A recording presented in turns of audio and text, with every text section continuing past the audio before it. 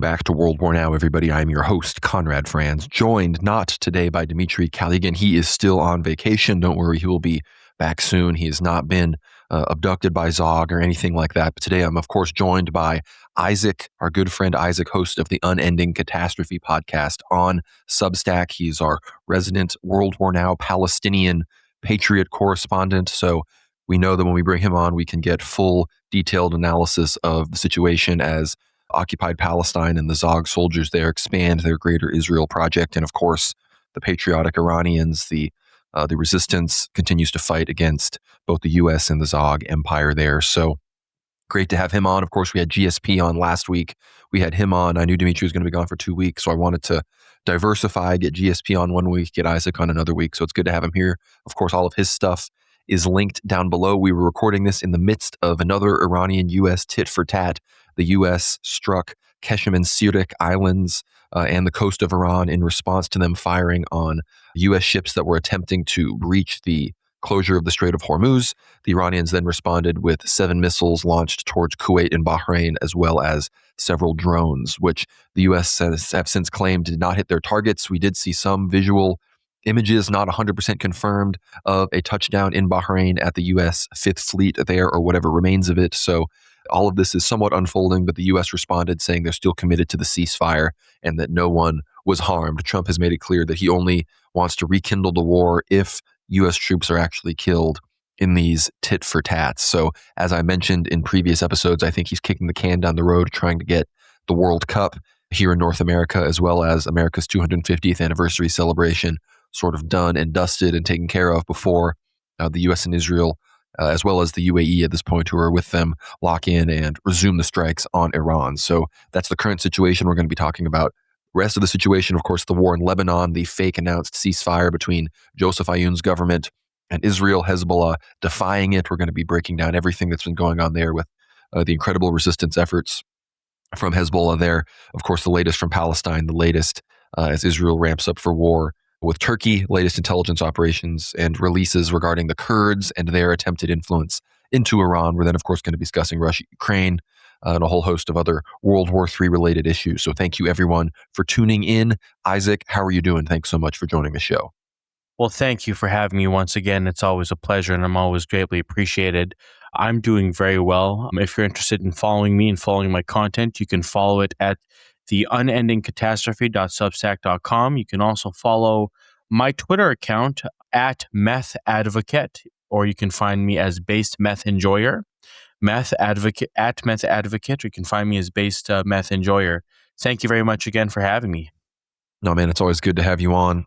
Of course, a good Palestinian Orthodox Christian, one of the more informed groups of people, I think, in the world, ethno-religious groups. Of course, we had Yaqub Saraf on, the Orthodox Christian former Prime Minister of Lebanon, who we'll probably be having on again fairly soon. So we love to really get the perspectives from the people that really understand these issues at the deepest level. And of course, Isaac's been doing shows with Mike Painovich and others recently, so everyone be sure to check all of those podcast appearances out. Again, it's all going to be linked down below. But of course, again, I just described the latest tit for tat. Again, the U.S. struck Keshem and Sirik Island, again, in response to the Iranians firing on U.S. ships. I'm going to read the official IRGC statement here.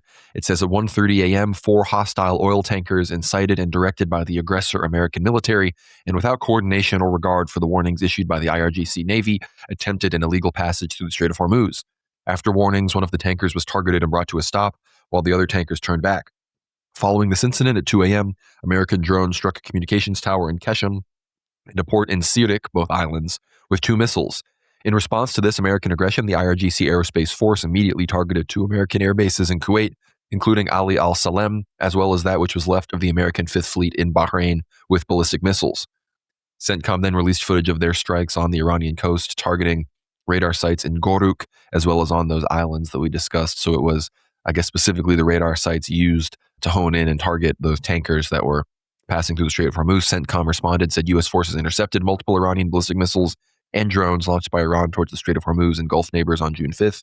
Initial assessments indicate 6 of the missiles launched by Iran were intercepted, and a 7th did not reach its intended target. There are currently no reports of harm to U.S. personnel, and Iranian claims of damaging U.S. Fifth Fleet headquarters in Bahrain are false. They then said, we are firmly committed to the ceasefire with Iran. So again, I don't know if those images of smoke rising from the Fifth Fleet headquarters in Bahrain are legit or not, but they have not been officially confirmed, nor has there been an official, saying this is an outdated photograph. So another tit for tat. Of course, right before all of this happened, a group calling itself the Bahraini Resistance set fire to a police station of the Al Khalifa regime in Manama, which is the capital of Bahrain. But again, Bahrain is the size of like the island of Manhattan. So the city is sort of all encompassing, but seems to be more Shia resistance and displeasure with the Al Khalifa regime there and the Sunni occupation of a largely Shia state. So again, we've talked about it before, how Bahrain will likely be the first of these states. Iraq has effectively already fallen towards Iranian influence. The new prime minister is Shia. Many of these Shia militias are integrating officially into the Iraqi military, solidifying their influence. Meanwhile, some of them are not integrating while still maintaining good relations with the Iraqi state. So with Iraq effectively cleared of U.S. bases and U.S. influence outside of Erbil and the Kurdish region, it seems Bahrain may be the next country to join them. And of course, again, there were multiple drone strikes launched in the midst of all of this. So we don't know the details of where all of the drones necessarily hit. Everyone has focused on the ballistic missiles. There were also false reports of strikes on Karg Island, but those were refuted. Those did not actually occur. And of course, the Strait of Hormuz maintains its closure. And I think by the fact that July, once the 250th anniversary of the United States is celebrated, July 4th will be, again, well into July, and the energy shortages will be becoming much more acute.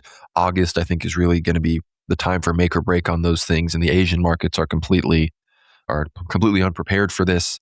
The U.S. strategic reserve is low. It's, somewhat stabilized a little bit, but it's, the lowest it's been in a very, very long time. So obviously the U.S. has rapidly increased petroleum production in the Gulf. Here in Texas, where I'm at, gas prices are down to like $3.43, which is, I know, pretty much the lowest in the country. But just a few weeks ago, or 2-3 weeks ago, it was well above $4. It was above $4 pretty much everywhere. So they're rapidly increasing production. They're releasing things from the strategic reserve. And again, the UAE's production is still very much damaged after the Fujairah port was struck. Qatar, and while the LNG wasn't severely damaged, we have reports that Iranian missiles severely damaged the Combined Air Operations Center at Al Udeid U.S. Air Base in the early days of the U.S.-Iran war. The hit is being reported for the first time. The damage to the CAOC has been so extensive, the U.S. is not sure if it's worth rebuilding. The CAOC was the main U.S. Air Command Center for Middle East operations for over 20 years. Multiple Iranian missiles hit it and made it inoperable. The facility had already been evacuated, so there were no injuries there. So again, Qatar, the center of CENTCOM in the Middle East, their bases there are completely destroyed. Iraq, completely effectively ridded of U.S. interest outside of the Kurdish regions. Kuwait on the brink, Bahrain on the brink of switching over to the Iranian sphere of influence. I think Kuwait at some point might be in danger of being absorbed entirely by Iraq. And of course, the UAE has seen its supplies significantly damage, its oil export capabilities, but they are, of course, the main ones that are also launching missiles and drones against Iran.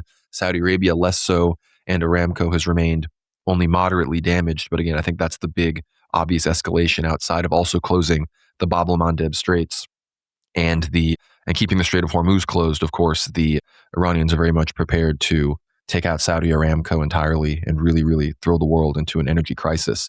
We saw Mohsen Razea, the military advisor to the Supreme Leader Ayatollah Mojtaba Khomeini and the former IRGC commander-in-chief. Frankly, at this point, probably top 2, top 3 people I would like to have on the show at some point, but he doesn't speak English, and it seems like it was pretty difficult for CNN to somehow get this interview, considering they only have the one representative in Iran right now. And he said, the negotiations are at a deadlock, and Trump must break this deadlock. The ball is in Trump's court. Iran demanding $12 billion in frozen assets released immediately upon signing an interim deal and another $12 billion in a subsequent phase. He said this is like nothing for the U.S., so it shouldn't be contentious.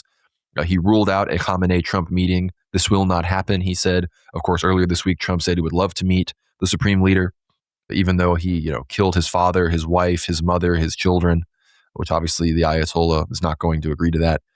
He said, Mohsen Razea went on to say, if U.S. resumes conflict, Iran will expand the war beyond the Persian Gulf to the Indian Ocean, the Red Sea, and the Mediterranean. Iran and Oman will jointly manage the Strait of Hormuz and charge a maintenance fee.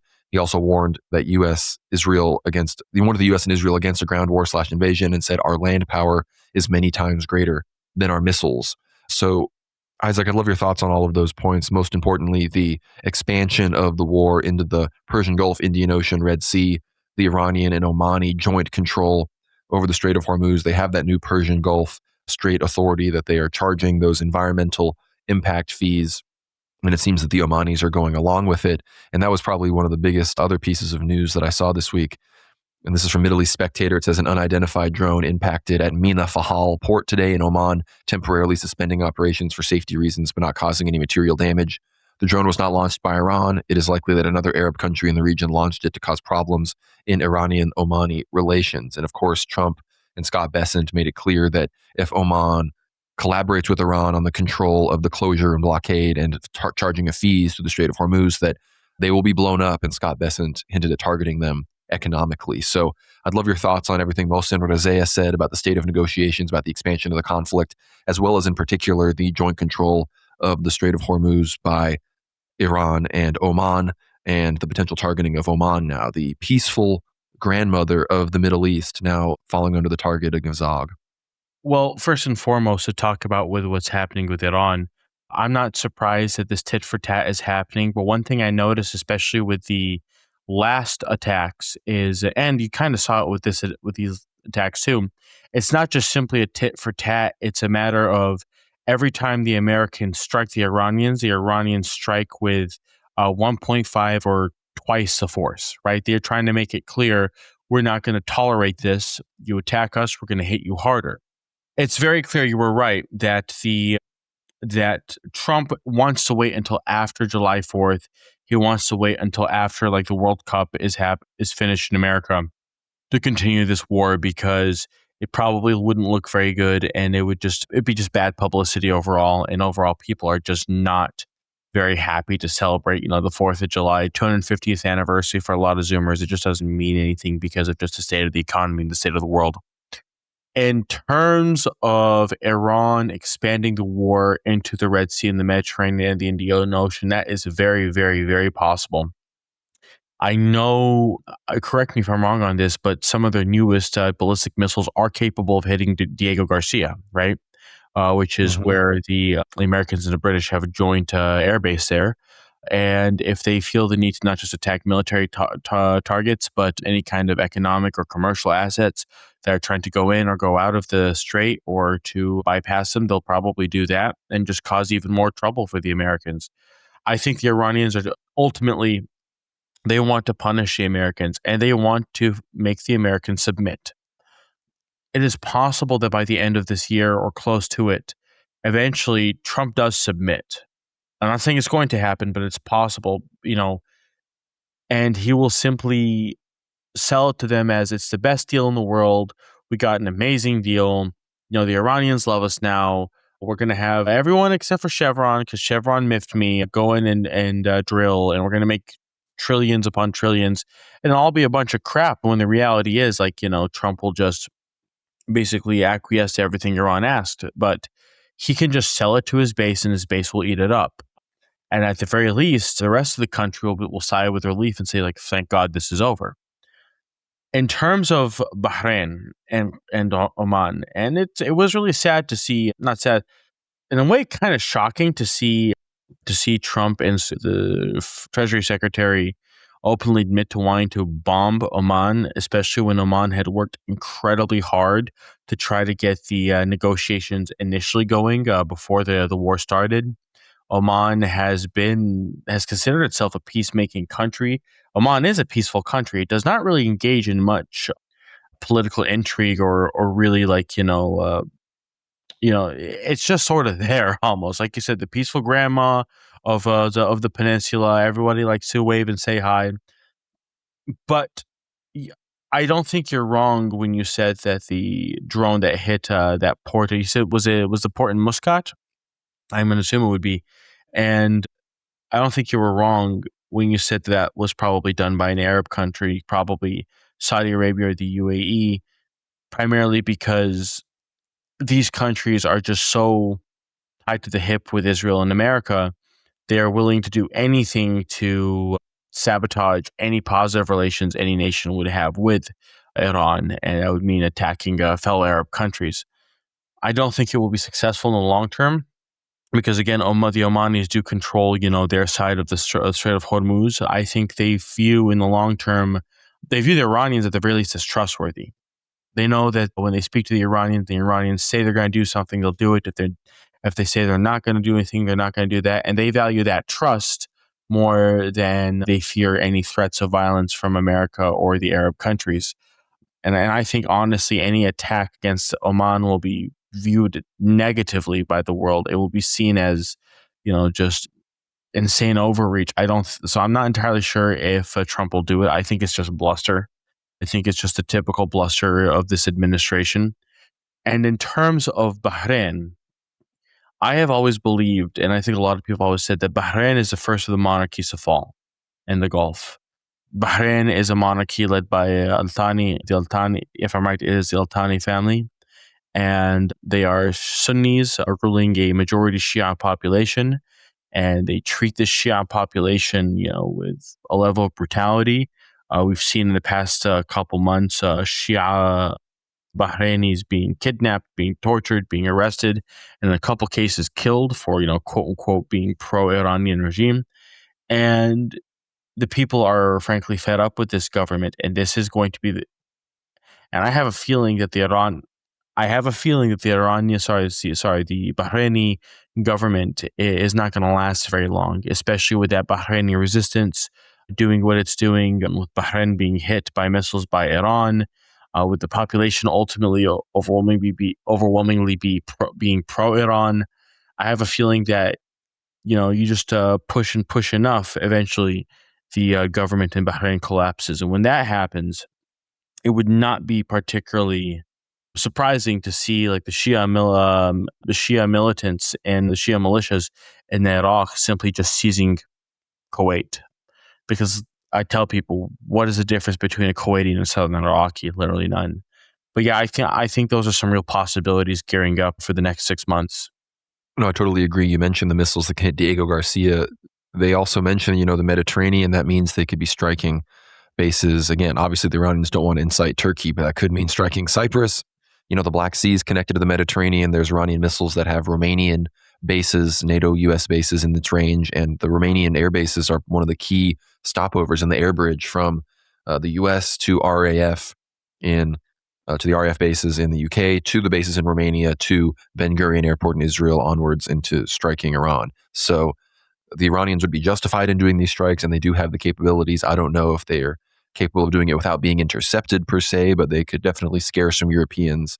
Romania is suddenly becoming very much a danger zone as Ukrainian unmanned nautical vehicles, Russian drones, supposedly, or Ukrainian drones, and now apparently Iranian missiles are something they need to worry about. So how is that NATO ZOG membership working out for you, Romania? I don't think it's working out too well, but I want to quickly do this. I forgot to do this at the beginning, but I want to encourage all of our audience members to visit antelopehillpublishing.com. Use our code WWN for 10% off. Buy whatever items you would like. They have their incredible American Patriot, George Washington, Hezbollah-themed patches that you can get. You can get the 3rd edition of Kevin MacDonald's Culture of Critique, one of the most influential works in my, sort of intellectual development in my early college days. So important in the lore of World War Now, as well as a lot of incredible other works, revisionist histories, biographies, novels even. So a lot of really good stuff at antelopehillpublishing.com. And of course, why would you not use code WWN for 10% off? They support the show. Why not support them? So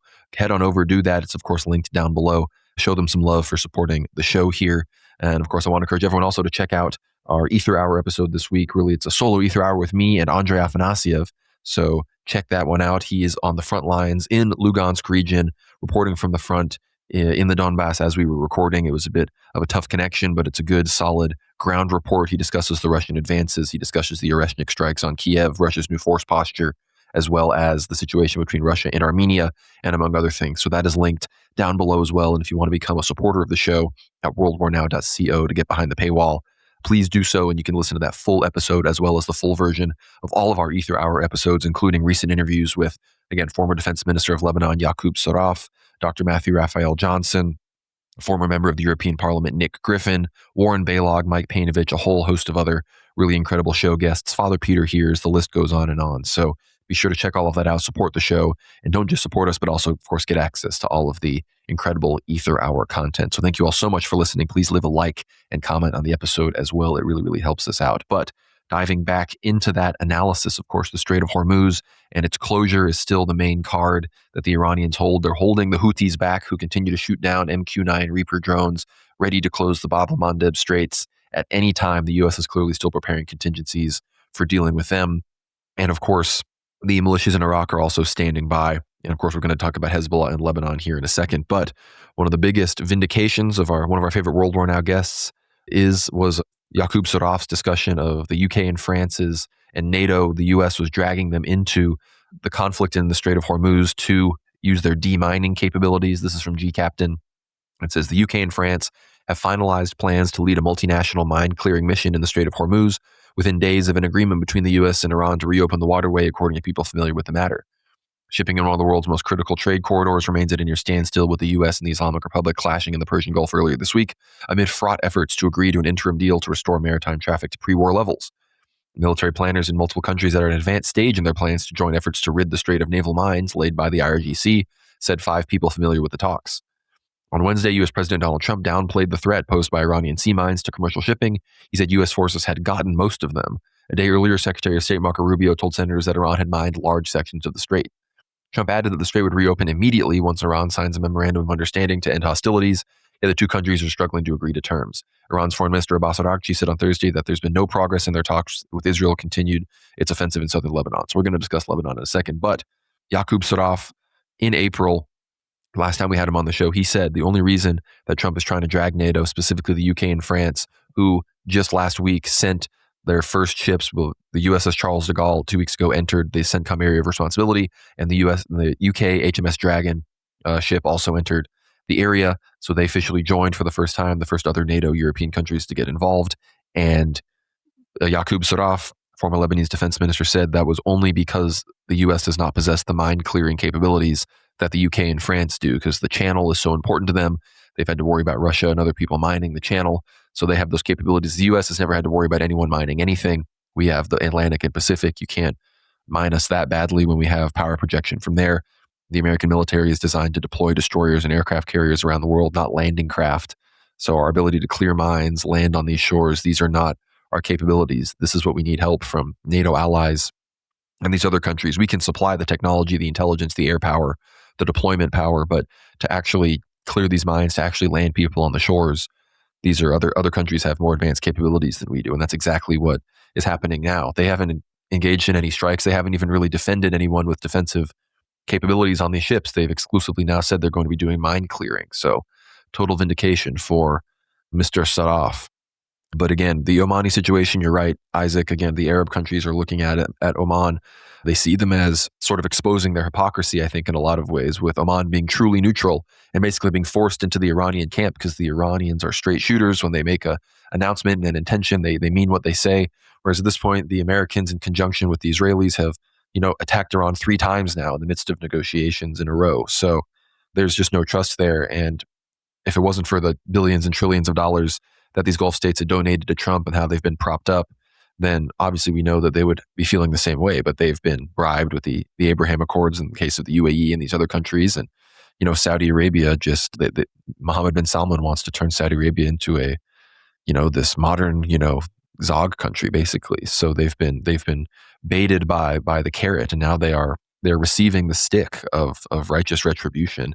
And again, the Iranians are making sure that any advances and any escalations in Lebanon, if the war continues there, the war will continue from them. We saw the report this week that Trump was screaming at Netanyahu, saying, everybody effing hates you, all these things, which again, who knows how true that really is. Netanyahu and Trump both claim that it was accurate, but obviously the U.S. benefits from projecting the idea that Trump can rein Netanyahu in.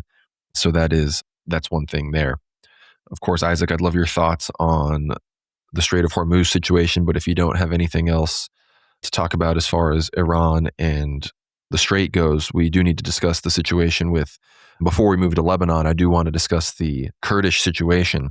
And we have this from the Jerusalem Post. It said, Israeli intelligence sources have accused officials within the White House, with many pointing to Vice President J.D. Vance, of leaking a Mossad plan to use Kurdish forces against Iran to Turkish President Erdogan. The leak was intended to help Erdogan reach U.S. President Trump in time to stop the operation before it could be carried out. Vance's special assistant and press secretary Luke Schroeder denied the allegation, stating this report is categorically false, and we would have told the outlet as much if they had bothered to reach out for comment.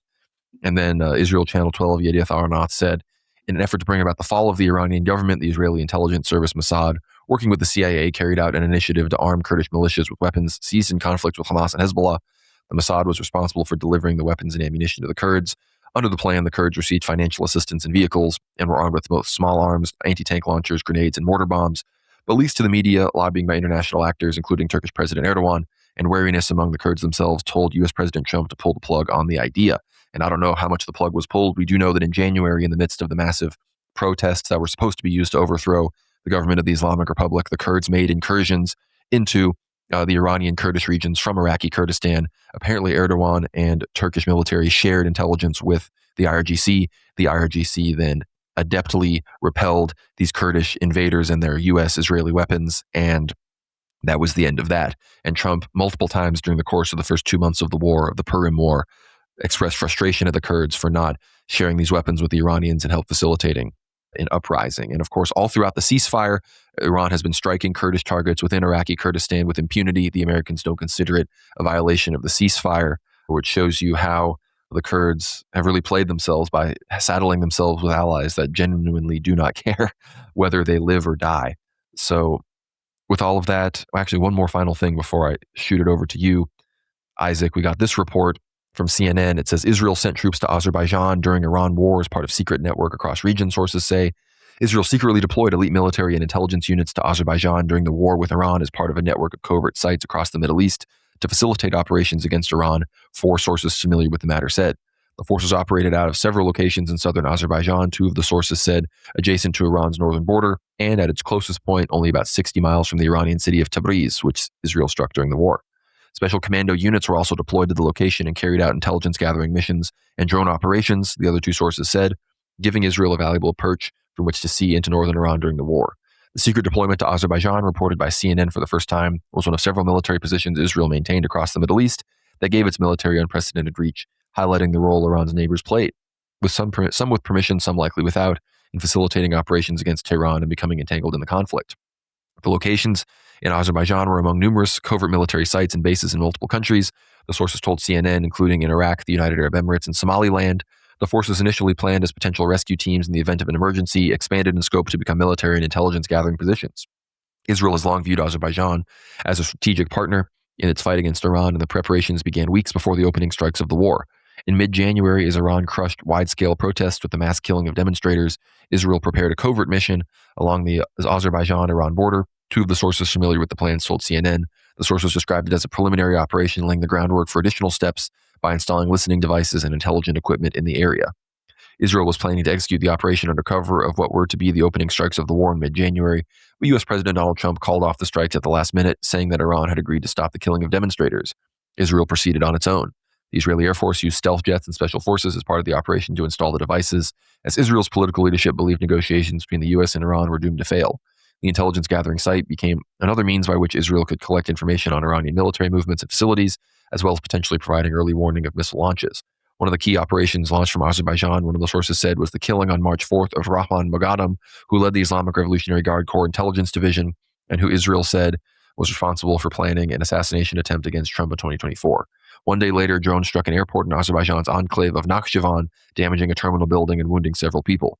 President Ilham Aliyev blamed Iran, calling it an act of terror that was ugly, cowardly, and shameless. Iran denied launching the drones. So it seems that there was a bit of a shadow war going on between the Azeris, who were denying any assistance towards Israel, while of course covertly allowing Israel to operate along the border. And then Iran struck the airport in the Nakhchivan exclave, claimed it wasn't them, to show that the Azeris, look, we can do things too, and then just deny it. So very interesting development. Obviously, Azerbaijan is pretty much Zog's number one state soldier besides the United States itself.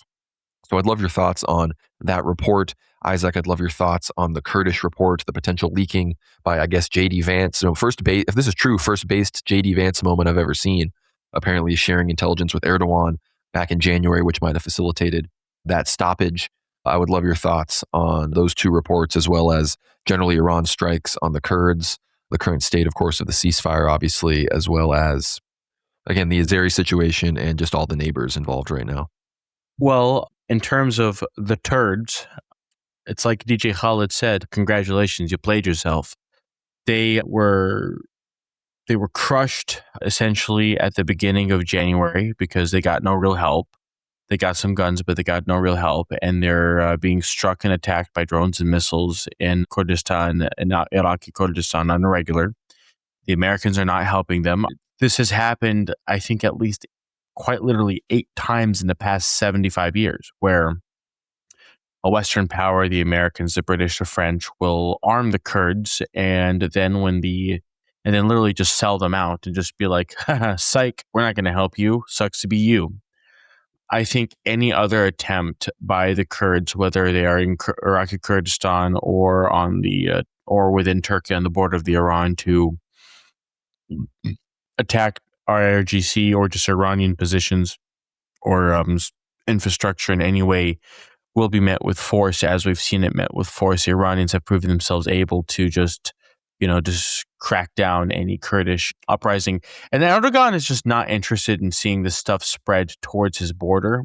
Erdogan has his own issues with the Kurds, and Erdogan does not want to see them rise up because he fears the possibility that maybe a Kurdish rising in Iran will lead to a Kurdish rising in Turkey. And ultimately, Erdogan is trying to be as pragmatic as he can with the Iranians. He does not want to be dragged into this. He does not like it. The Turks are always playing their own games. I guess maybe they always see themselves as the center of the universe, and they don't want to be dragged into wars that they feel don't benefit them. Bridge between Europe and Asia, the center of civilization. This is what you hear if you go to the Istanbul airport. So, right. And we kind of see them implement that philosophy in their diplomacy and their foreign policy. In terms of Iran and Azerbaijan, I'm not shocked. I would like to think I would be, but I'm not shocked. The Iranians obviously have eyes and ears in Azerbaijan, and they're paying attention to what's going on there. They were fighting, obviously, a shadow war.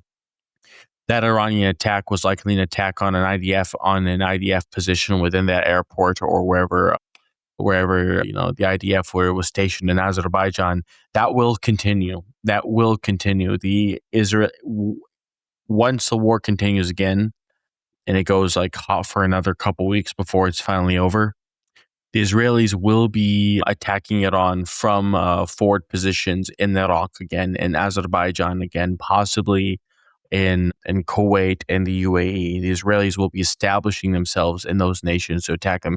It very much explains why the Israelis were able to attack so deep in Iran to begin with. It's because they had established themselves in those nations.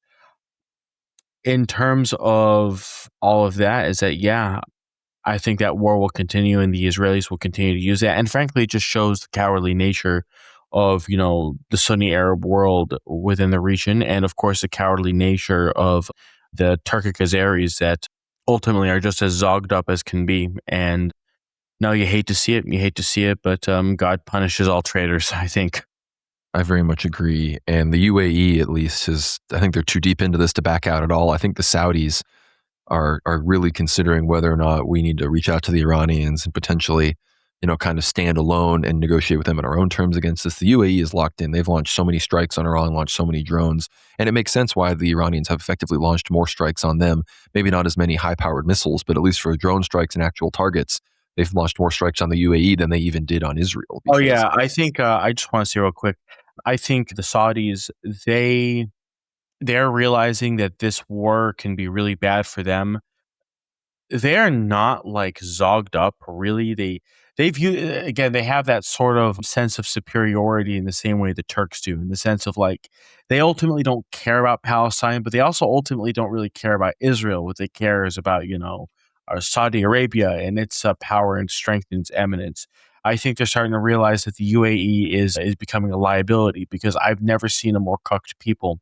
As much as I've lost much respect for Norman Finkelstein, he did say something that was just so true when he went on Mario Naufal's show on I guess YouTube or Twitter, and he basically said that the Emiratis were retarded, and King, you were so real for that. I think it is possible. There is a possibility, a light possibility, but one that I pray for, that Oman just takes back the UAE and declares it its rightful territory, and the world will be a better place for it. Inshallah, Oman will reclaim the UAE, Iraq will reclaim Kuwait, Bahrain will become a Iranian kingdom protectorate or something, and all will be right with the world. But it's true, Saudi Arabia must be recognizing that they're getting played. The destruction of Saudi Aramco will benefit nobody except, will actually benefit almost everybody except them. It'll benefit the Iranians, it'll benefit the Americans. It'll just hurt the rest of the world that's reliant on Saudi energy. And of course, we had Nick Griffin on, and he talked about how fundamentally both to achieve greater Israel, because like you said, the Saudis, sure, they may be willing to work with Israel against Iran or something, but they're not pro-Israel, just like they're not pro-Palestine. And they are starting to realize that, and the Israelis look at that and they say, yeah, these are people that have their own interests, and we don't want that. We need them to be weakened so we can claim the parts of greater Israel that are currently parts of Saudi Arabia. And the U.S. is happy to deindustrialize the Gulf so that they can become the main LNG suppliers to Asia and the main crude oil suppliers to the rest of the world. So that's one of the big situations there. And of course, we do need to recognize that Trump has claimed that, the resumption of fighting after all these tit for tats, like you said, Isaac, once July 4th is over and the World Cup is wrapped up and Zog can fully refocus itself on taking down the resistance and this Iranian menace that has risen up and defied it so defiantly. We can basically say that the Purim War, this first 2-month phase in the ceasefire, the Iranians did win. They've at least won the opening stage here. And this is from Kyle Anzalone. It says here, Iranian Supreme Leader Ayatollah Sayyid Mojtaba Khamenei said that the U.S. and Israel had suffered a humiliating defeat. In a statement published on Thursday, Khamenei said the U.S. and Israel's system of domination has suffered a historic defeat. He explained that Washington and Tehran had shifted to targeting Iranian society through psychological warfare. The vile enemy, having suffered defeat at the hands of your brave sons in the armed forces and having experienced a profound and meaningful humiliation, both on the military battlefield and in the streets, which has visibly caused countries to drift away from it, has now focused its hybrid war on 2 points: breaking the people's endurance and creating errors in the calculations of the country's officials. Khamenei's remarks came after President Donald Trump expressed that he wanted to meet with the Iranian leader. In an interview with the New York Times released on Wednesday, Trump said that he is getting along quite well with Khamenei. The president added, "I'd like to meet him. I'd love to meet everybody." And of course, Mohsen Rezaian already shut down any possibility of a Khamenei-Trump meeting. He said it's unclear whether Trump's remarks are rooted in reality. The U.S. and Iran have not engaged in direct meetings. Trump suggested that Khamenei is running Iran.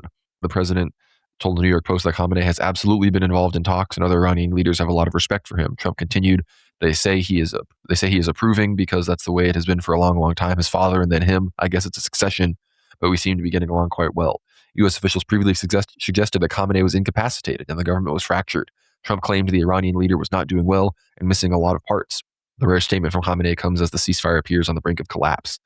So again, this was quite the statement. And again, basically forced Trump to admit that, yes, Khamenei is running the country. There's no fracturization, and it was really a smart play, I think, for him to stay silent in the midst of all of this. Everyone was speculating, Ghalibaf is trying to take over and sideline Arakchi and Pezeshkian, or Pezeshkian is going to be killed any day now. And of course, we have all the reports now that apparently the U.S. wanted to install Ahmadinejad, who I believe has been under house arrest since the very beginning of the war.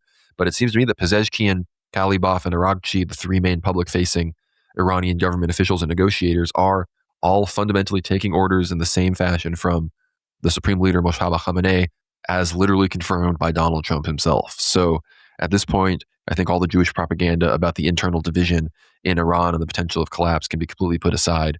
That's why all the talk from Trump has been about the nuclear situation, and that's why the Israelis have entirely focused on Lebanon and using their Lebanon, chip as sort of their main thing when it comes to escalating this war, because the Iranians have pledged themselves to the Lebanese cause that they won't back down if there's no peace in Lebanon. So the Israelis are like, all right, if you won't back down if there's no peace in Lebanon, we'll make sure that there's no peace in Lebanon. So I'd love your thoughts on maybe that statement from the Ayatollah, and then as well as your thoughts on, of course, the developments in Lebanon, considering that the U.S. House of Representatives attempted to block U.S. support for Israel's war, but lost. It was only a 92 vote in favor against 324 votes against.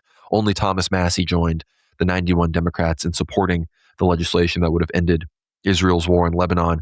Just in the past few days, well over 9 people have been killed in Lebanon, despite the quote-unquote new ceasefire that was announced by Joseph Ayoun.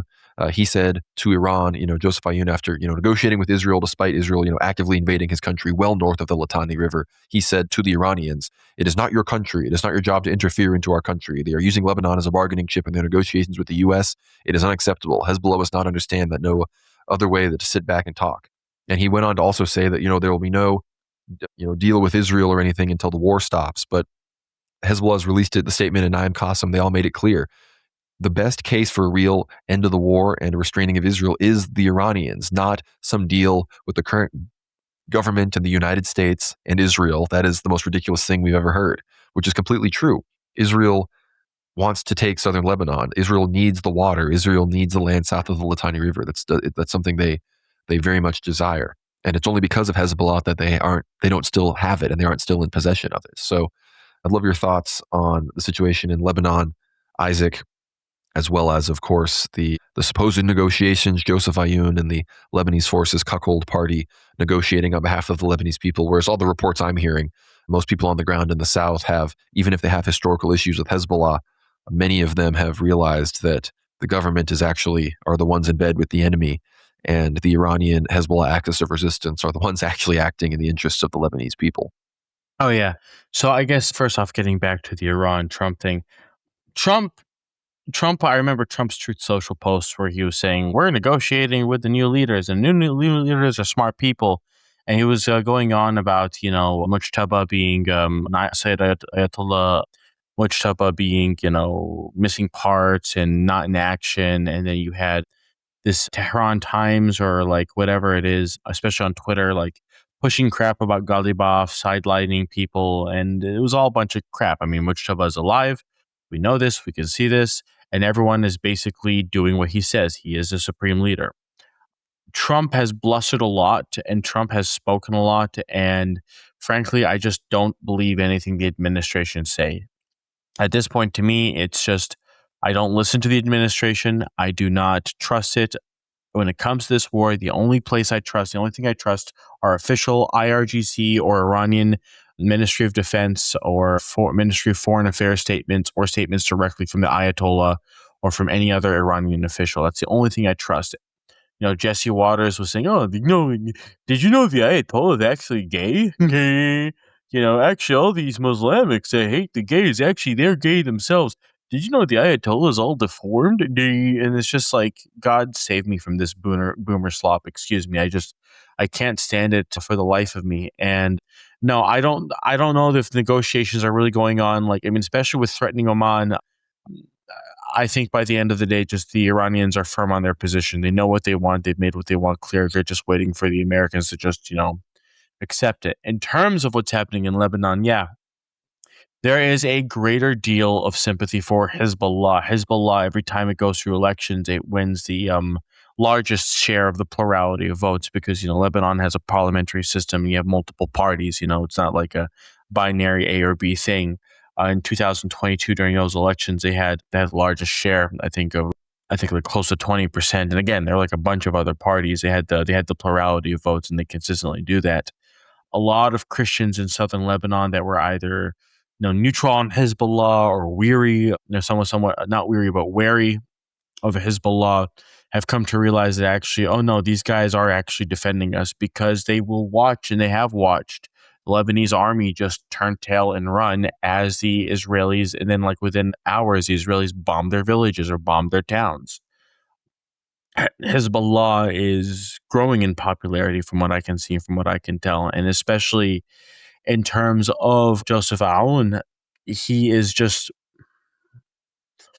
there is just no sovereignty in that government. It just, there's only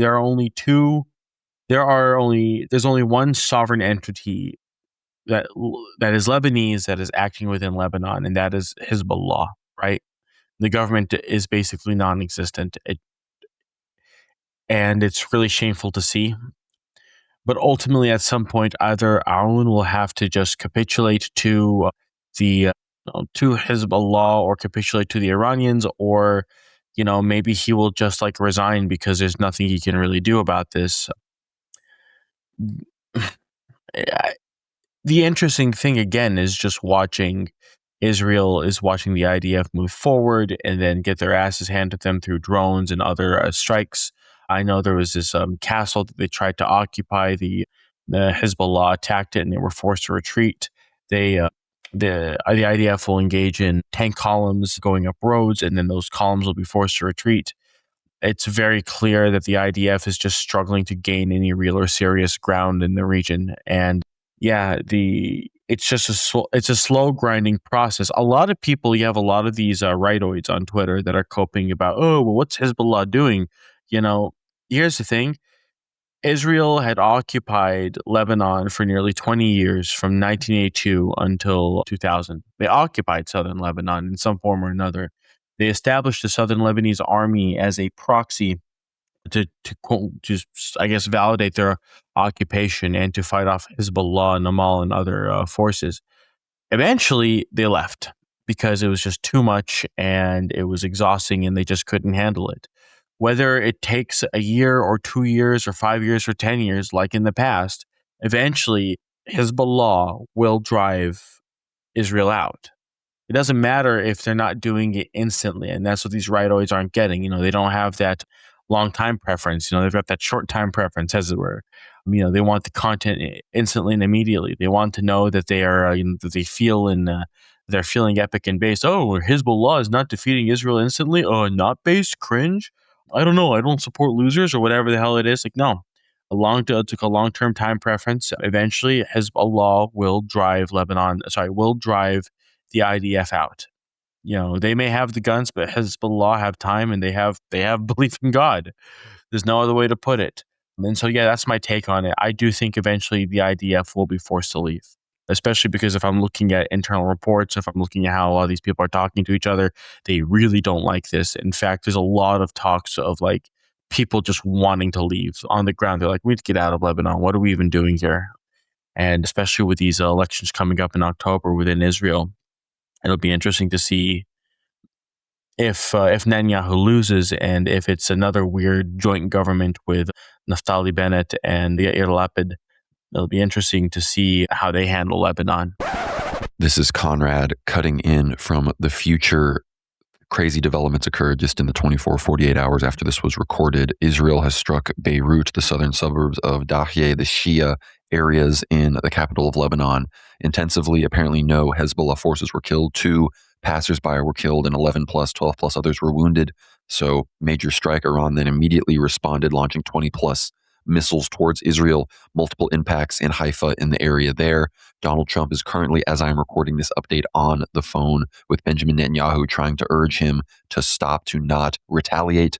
Meanwhile, Itamar Ben-Gvir, many other people from the right, from the religious right, from the center, from the opposition in the Israeli government and cabinet and Knesset are urging Netanyahu to respond. Netanyahu knows if he doesn't respond, he will face the accusations of turning Israel into a satrapy of the United States.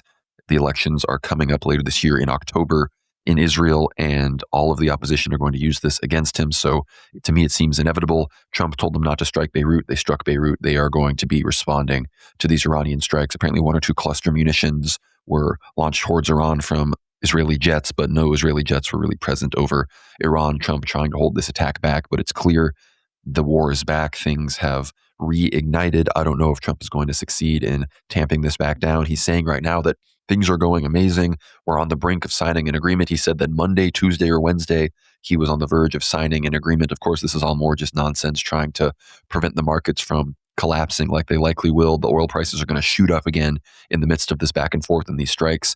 And the Iranians released an explicit statement saying that if there are Israeli retaliations, if the Israelis do anything else, even in Lebanon, let alone retaliate on the Islamic Republic itself, they will retaliate much more harshly. They said this was a warning, this launch of 20 missiles, and any other retaliation will be met in force. People are talking about True Promise 5 being on the verge of beginning again. So that is what we are witnessing. Incredible days that we are witnessing right now. It seems that Trump's attempt to kick the can down the road into July and August, which I think very clearly was Trump's goal. That's why he's trying to put the cat back in the bag here. But unfortunately, the Israelis had other plans. They struck Beirut. Netanyahu and Israel Katz knew the Iranians would retaliate with this. So this was, again, their attempt at blowing up the peace deal. This is them blowing up negotiations, any memorandum of understanding, of course, under the claim that Hezbollah was attacking us. Hezbollah was violating the ceasefire between the Lebanese government and Israel, which, of course, Hezbollah was never consulted on. Hezbollah never agreed to. This is from Ron Ben Yishai of Ynet. It says the United States sent a message to Israel that it is advisable to wait a few days to see if an agreement can be reached. And if not, we will proceed with joint action as planned. And it is not worth wasting this on dragging into limited exchanges of blows. And of course, America and Iran have been doing the tit for tat thing for the past 2 weeks now. And it seems now that Israel has gotten struck, Israel is going to reignite the conflict on its terms. The U.S. is trying to convince them that there was a deal on the brink here. But again, this could all be kayfabe. This could all be more like the beginning of the Purim War when Israel struck Iran first. And now America can claim, look, Israel struck them. They didn't listen to us. You might not like it, but we still have to stand with our allies. So I wouldn't be surprised if this was consulted with the United States, that this was more theater, kayfabe. The U.S. Embassy in Jerusalem has ordered its members and their families to shelter in place as a result of the current security situation in Israel, including Homefront Command alerts from multiple regions. The U.S. Embassy has directed all government employees and their family members to shelter in place and be prepared to move to a protected shelter in the event of a red alert. So the American embassy likely will be targeted. The Iranians said that if there is an Israeli response, all U.S. targets and bases in the region will become legitimate targets for the Iranians. But again, it seems the Americans are trying to get the Israelis to wait a few days for some kind of response. I would be surprised if we saw that. Maybe this will cause them to wait 12 hours or so to try to prevent or present a false sense of security. But then the Israeli strikes will come in again. So, of course, Hezbollah has still been fighting. They launched 30-plus strikes in the aftermath of the fake ceasefire that had been announced between Joseph Aoun, the Lebanese government, and Israel. Israel, of course, had not withdrawn. And now the Iranians, fulfilling their promise after the Beirut strike, they punished northern Israel. There were touchdowns in Haifa, of course, despite the U.S. and Israel claiming all were intercepted.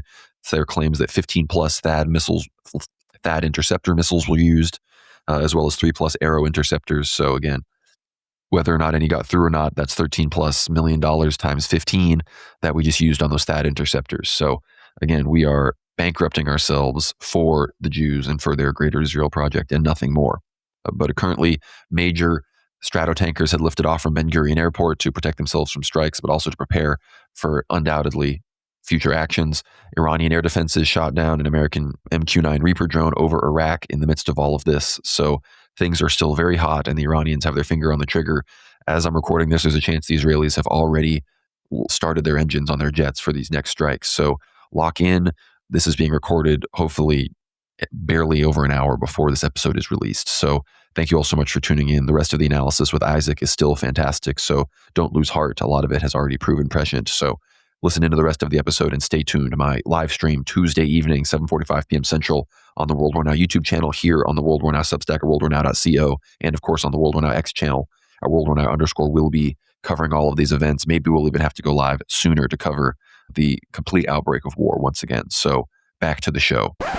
No, because they, of course, obviously, when it's convenient to them, they say, "Oh, you're dragging us in. You're expanding us too thin, Netanyahu. You're using this war to distract us from your persecution by the government and your legal prosecutions." Because, of course, every 10 minutes into every time Netanyahu has to testify on behalf of himself, he is dragged away to an emergency war cabinet meeting. But then, of course, when Netanyahu is supposedly forced by Trump into a ceasefire, Yair Lapid and Naftali Bennett are like, "Netanyahu has turned us into a satrapy of the United States. We must continue the war immediately." So the idea that somehow a less Likudnik or not right-wing government in Israel would somehow be less expansionist, less aimed towards Greater Israel, that's just ridiculous. They would, much like the Turkish Kemalists, would be just as interested in expanding their neo-Ottoman dream and invading Greece and getting involved in Iraq and Syria, just like Erdogan will. So too will the quote-unquote center-left, anti-Likudnik coalition. And of course, like you said, the elections are a big deal because Netanyahu is being forced to agree to a version of the law that will draft the ultra-Orthodox Haredim into the military, and they've been protesting. So he might lose several members of his coalition that will allow him to even form a large enough bloc to counter every other party uniting against him in the Knesset. But of course, speaking of Israeli domestic politics being emerging, we saw this. Marco Rubio was, we're now on the record. It's official. U.S. Secretary of State Marco Rubio on Wednesday was asked whether Israel has nuclear weapons and acknowledged that most of the world assesses that they do, but also reaffirmed the U.S. policy of not acknowledging the existence of Israel's nuclear stockpile and secret weapons program. Rubio made the comments when being questioned by Congressman Joaquin Castro, who recently led a letter to the State Department asking for answers about Israel's nuclear weapons program. Rubio's State Department responded by referring the group of Democratic lawmakers to the government of Israel. "I have to say, Mr. Secretary, that's a very bizarre response," Castro told Rubio at a congressional hearing. Castro then asked Rubio if he could tell the American people whether or not Israel has nukes. He says, that's a question we don't. They've never acknowledged to have a nuclear program. People can have, as you know, an open source and other reporting suspicions about what they possess. If we're speaking frankly, I think most of the world assesses that they do. But they've never acknowledged that publicly, and as a feature of our foreign policy, for a variety of reasons, we don't discuss it that way either. So our Secretary of State, the U.S. Secretary of State, is on the record saying, yeah, they basically have nuclear weapons, but we pretend like they don't because random reasons that definitely aren't. We're controlled by Israel. In the midst of all this, Israeli Prime Minister Netanyahu appointed Major General Roman Goffman as the 14th director of the Mossad intelligence services. He's a Belarusian Jew, immigrated to Israel at the age of 14. And in the midst of that, Netanyahu said that Belarusian soil has birthed a great line of leaders for Israel. So that's sort of your Israeli domestic politics update.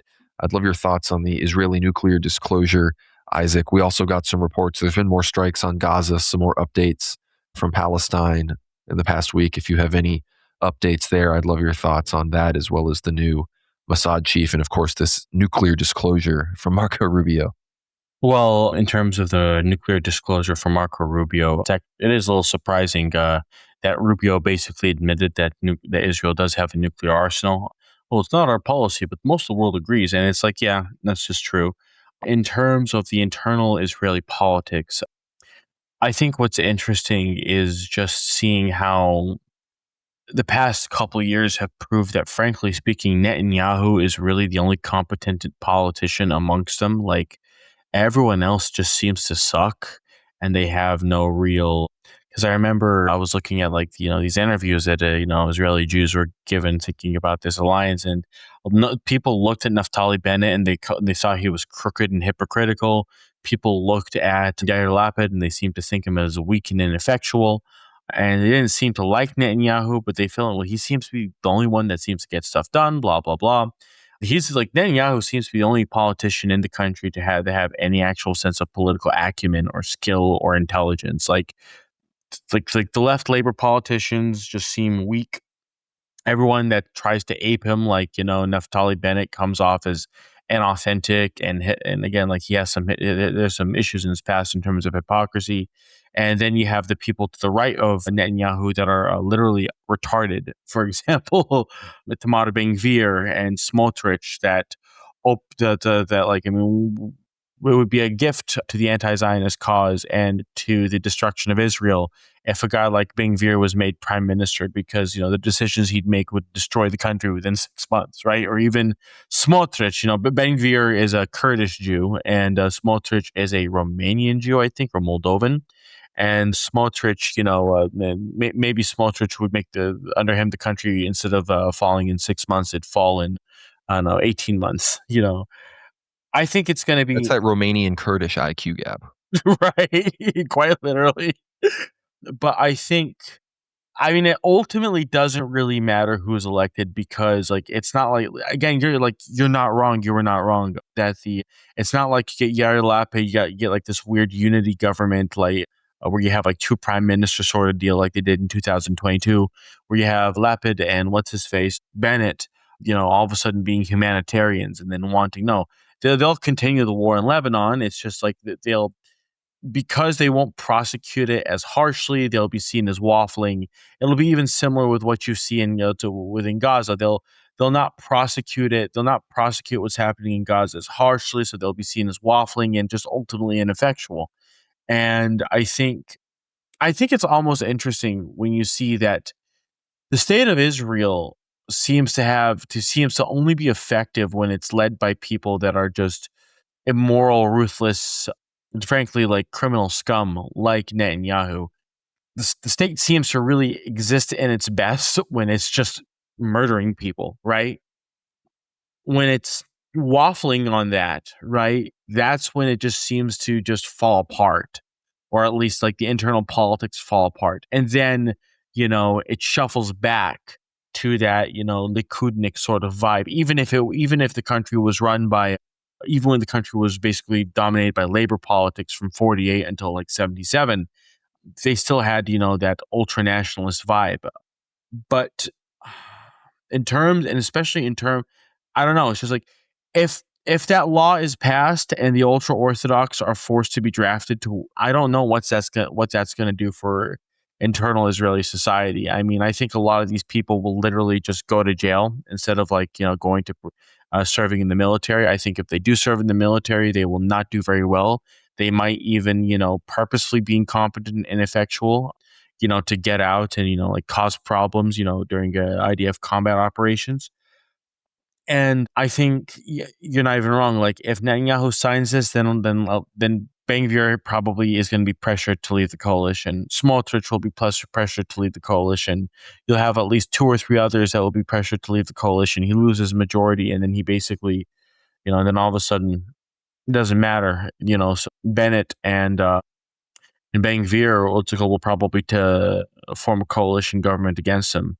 The biggest issue in Israel has been the Haredi, these ultra-Orthodox, frankly, parasites that do not work. They do not contribute to society. All they do is study Torah and breed. They study Torah and they inbreed. They just, the men don't work. They make the women work, and all the men do is just marry their first cousins, have 12 kids, and just go to yeshiva and just read the Torah all day. What are they reading? What are they studying? I don't know, demonic nonsense, but that's between them and God. But yeah, I think Israel is in for some really interesting stuff within the next 6 months.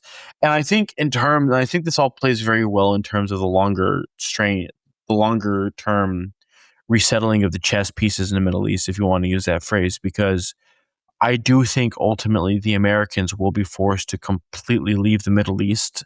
Maybe at best they keep like a couple small bases in Jordan or Turkey. But in terms of the Middle East proper, I think the Americans will be forced to leave. I think there's basically going to be just a realignment of power where Iran ultimately becomes the big dog and Israel's left holding the bag. And with this new law, with Likud power probably breaking, and with the possibility of Ben-Gvir and not Ben-Gvir, excuse me, of Lapid and Bennett coming to power in this weird unity coalition they're doing. I've heard this phrase used before, and I don't like to use it because it feels kind of copy, but at the same time, I'm wondering maybe it's possible. It feels like Netanyahu might be the last real prime minister of Israel. No, I mean, I think you're very right. I mean, we've talked about the 80-year curse. St. Paisios talked about how Israel might fundamentally change how it, what it is. It might not be destroyed in the colloquial sense, but it might not be the exact same nation state that it's currently attempting to be. Of course, we talk about the Third Temple, the destruction of the Mosque of Omar, these other things. I talked about that on the Geopolitics and Empire show I recently did with Hrvoje Moric, so everyone should really check that out. But you mentioned, of course, the U.S. being driven out of the region. Isaac, I think that's a very apt assessment because, again, outside of the Iraqi bases in Erbil, that's effectively already occurred. Kuwait is being demilitarized. Bahrain is, the Fifth Fleet has all been evacuated. Qatar, CENTCOM base effectively destroyed, as I read earlier in this episode. So U.S. troops are hiding in these hotels in Saudi Arabia, the UAE.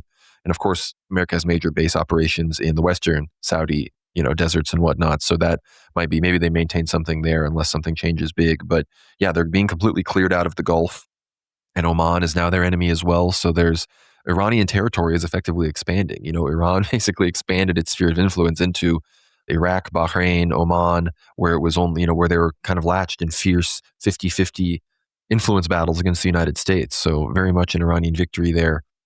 Of course, those strikes on Keshem and Sirak Island, we now have reports that multiple Iranian soldiers were killed, which leads me to question that if maybe there have been more casualties. I think the likelihood of casualty laundering and covers up, we saw apparently some soldiers supposedly killed in exercises in Kurdistan recently, British and U.S. troops. I could easily see that being casualty laundering. Those people might have easily died in Qatar or Kuwait or the United Arab Emirates, but they've simply been said, they died during drills in Kurdistan. They might have even been struck by Iranian missiles in Kurdistan because they were training Kurdish militants, and they simply don't want to admit to it because at this point, they're trying to maintain the ceasefire. Trump is on the record saying if U.S. troops die, we will be reigniting the war. And of course, public outcry would call for that as well. So I wouldn't be surprised if maybe the strikes today, if not some of the tit-for-tat strikes over the past 2 weeks, did actually lead to more American casualties than they would like to admit, and they're simply covering all of that up.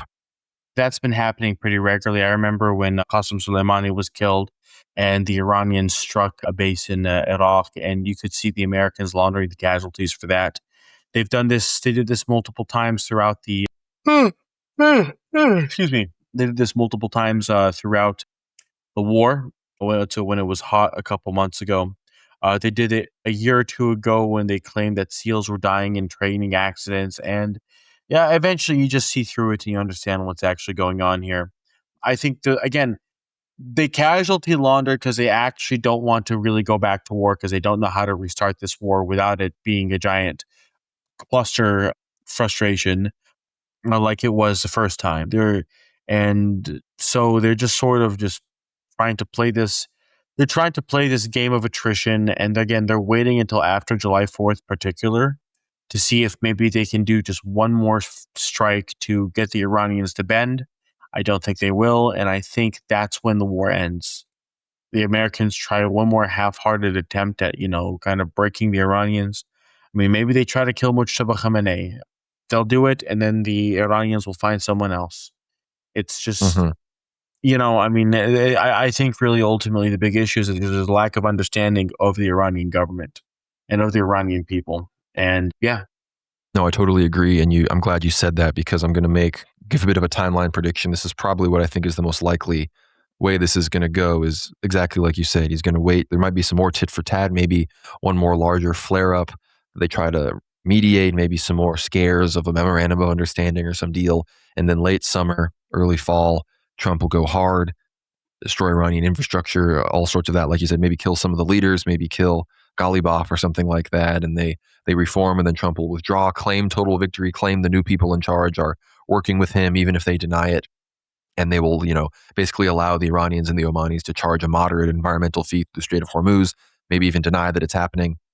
Just like most people have no idea that the Turks charge environmental and tugboat fees to pass through the Bosphorus and Dardanelles Straits, which is just as vital of a waterway. They'll just allow the Iranians and the Omanis to do this, and really nobody will know the difference, because most people don't look into international shipping news whatsoever. So that is generally my prediction. And then, of course, what comes next? I want to encourage everybody to watch the latest Holy Wisdom video. We, of course, had Christopher from the Holy Wisdom on Ether Hour 2 weeks ago. Really incredible episode 122. Be sure to check that out. He had a recent video, incredible translation of Elder Abraham the Athenites 2015 Greek FM radio appearance discussing St. John Vatatzis, World War III, the Marble King, again in 2015. Really incredible video. And he talks all about how, Turkey, and again, if this war occurs and Iran is weakened, Turkey will be emerging as the new enemy. I discussed in my recent episodes of World War Now and others about Jonathan Pollard's recent ramblings and podcasts, and many other people, Yair Lapid, Naftali Bennett, Itamar Ben-Gvir Smotrich. All these people have rattled the saber against Turkey as well as against Egypt, but Turkey in particular. Erdogan, I think, after the Iranians, is very much in the eye of the Israelis. And again, Erdogan, he isn't like Israel. Turkey public opinion there obviously is very anti-Israel, but again, Azerbaijan is in Israel's pocket. Turkey turns a blind eye to Azerbaijan's supplying of energy to Israel. They turn a blind eye to Israel's arming of Azerbaijan, and I think they clearly turned a blind eye to that recent report showing Israeli intelligence operatives operating on the Azeri border. They were willing to interfere with the Kurds and all of that, but Azerbaijan, I think maybe they think that allowing their satellite to do that will keep Israel off their back. But I think Israel's realizing, no, we need to restrain Turkey. We need to target Erdogan. And again, I think that these prophecies, one of the things that Elder Abraham says, he says that, Turkey, when it becomes a superpower, sort of a much more renowned world power, then it will ultimately be destroyed. And I think once Erdogan falls, again, which is one of the next main prophesied events, I think once the war in Iran ends, we will have to watch for that, Erdogan's fall, whether it's political or, physical, which would, of course, also be political. His replacement with Kemalists, and then the invasion of the Greek islands. I think that will be what is coming next relatively soon. I think it will surprise people as well. So be sure to watch that video. We'll have that linked down below. A really incredible, detailed, prophetic description of events to come from a holy Athenite elder. And I wanted to read a particular quote that I posted on X. Everyone can be sure to follow me on X at Gnomrad, Gnomerad. And I tweeted this quote. So on this radio broadcast that was translated on the Holy Wisdom channel, Elder Abraham the Athenite, he says, as regards the Jews, St. Andrew, and he's talking about St. Andrew, the fool for Christ of Constantinople, says only this, and there will be great zeal, and he will persecute the Jews. From this it appears that with particular zeal, the Holy King, and he's talking about St. John Vatatzis, the Marble Emperor, the Holy King will he will turn to the return of the Jews to Christ, and will mercilessly crush every Jew who will resist his preaching, and will again prefer unbelief, denial, rather than believing in the gospel of Christ. They will be crushed and will disappear from the face of the earth. And again, this was in in 2015. And then he was talking about how the sword was almost out of the sheath. And I'm referring to, of course, the prophesied St. John Vatatzis, whose relics are, beneath Constantinople. For decades, his sword has been emerging from its sheath. And the elders say, including the bishop that ordained Elder Ephraim, our beloved American Yerunda, to the priesthood, said that he had seen the sleeping emperor with his own eyes. And in 2015, people were speculating the sword was almost out of its sheath. And people today say that it is out and the marble emperor is actually up and walking around. And when this occurs, he will eventually reveal himself in the ashes of the city of Constantinople when the Russians and the Turks eventually go to war after the fall of Erdogan, after the Turkish invasion of the Greek islands, which will come after, I believe, the resolution of the U.S.-Israel-Iran war. So there's your prophetic timeline. You can watch more details from Elder Abraham the Athenite at the Holy Wisdom channel video. But I wanted to talk about the stuff in Palestine, in Gaza, before we move on to some other fronts of World War III, including Russia, Ukraine. But we had a strike statement here yesterday from the IDF. On Thursday, June 4th, they say, in the strike, Hassan Labad, the deputy head of the general security apparatus, an essential figure in decision-making for the directives within Hamas, was eliminated. In addition, Asim Ami Shalah Shubar, Abdullah Atal Younes Abu Kalub, and Muhammad Namen Zaki Abu Mark were eliminated. The three were additional senior officials who played key roles in Hamas decision-making process. The senior members of the general security apparatus were eliminated in order to remove an immediate threat. This is Israeli propaganda, but apparently this major Hamas general security apparatus leaders were taken out. We see the expansion of course, settlements and violence going on in the West Bank, including the targeting of, I believe, a Roman Catholic Marian procession was targeted by IDF soldiers and Israeli settlers. So, of course, Isaac, you are yourself Palestinian. I would love if you have any news or updates or just any thoughts on the eliminations of these Hamas officials. Netanyahu, of course, in the past week, ordered the IDF to seize, I believe, now up to 73% of the Gaza Strip, completely violating the ceasefire and the yellow line and all this other nonsense that the supposed Board of Peace was enforcing. But do you see the Palestine front reigniting, whether that means something going on in the West Bank, or do you see Hamas rearming themselves and taking to the battlefield again in Gaza potentially? I'd love your thoughts on these latest Palestine developments. I very much see the possibility of it reigniting in Gaza. People have to understand that the Board of Peace is literally out of money. They do not have the money to enforce anything right now, from my understanding. Any kind of international demilitarization force. And again, I could be wrong by this. From everything I've read, it says there's literally no money to fund its operations in Gaza. It seems like the whole thing was just a giant, I'm going to take a lot of money from these people and give it to myself, like in terms of Trump. And is it all gone? Well, whoopsie daisy. There is no like if Netanyahu breaks the ceasefire, Hamas will have to. I think Hamas will be forced to respond. I'm pretty sure they will. No guarantees, but I'm pretty sure they will.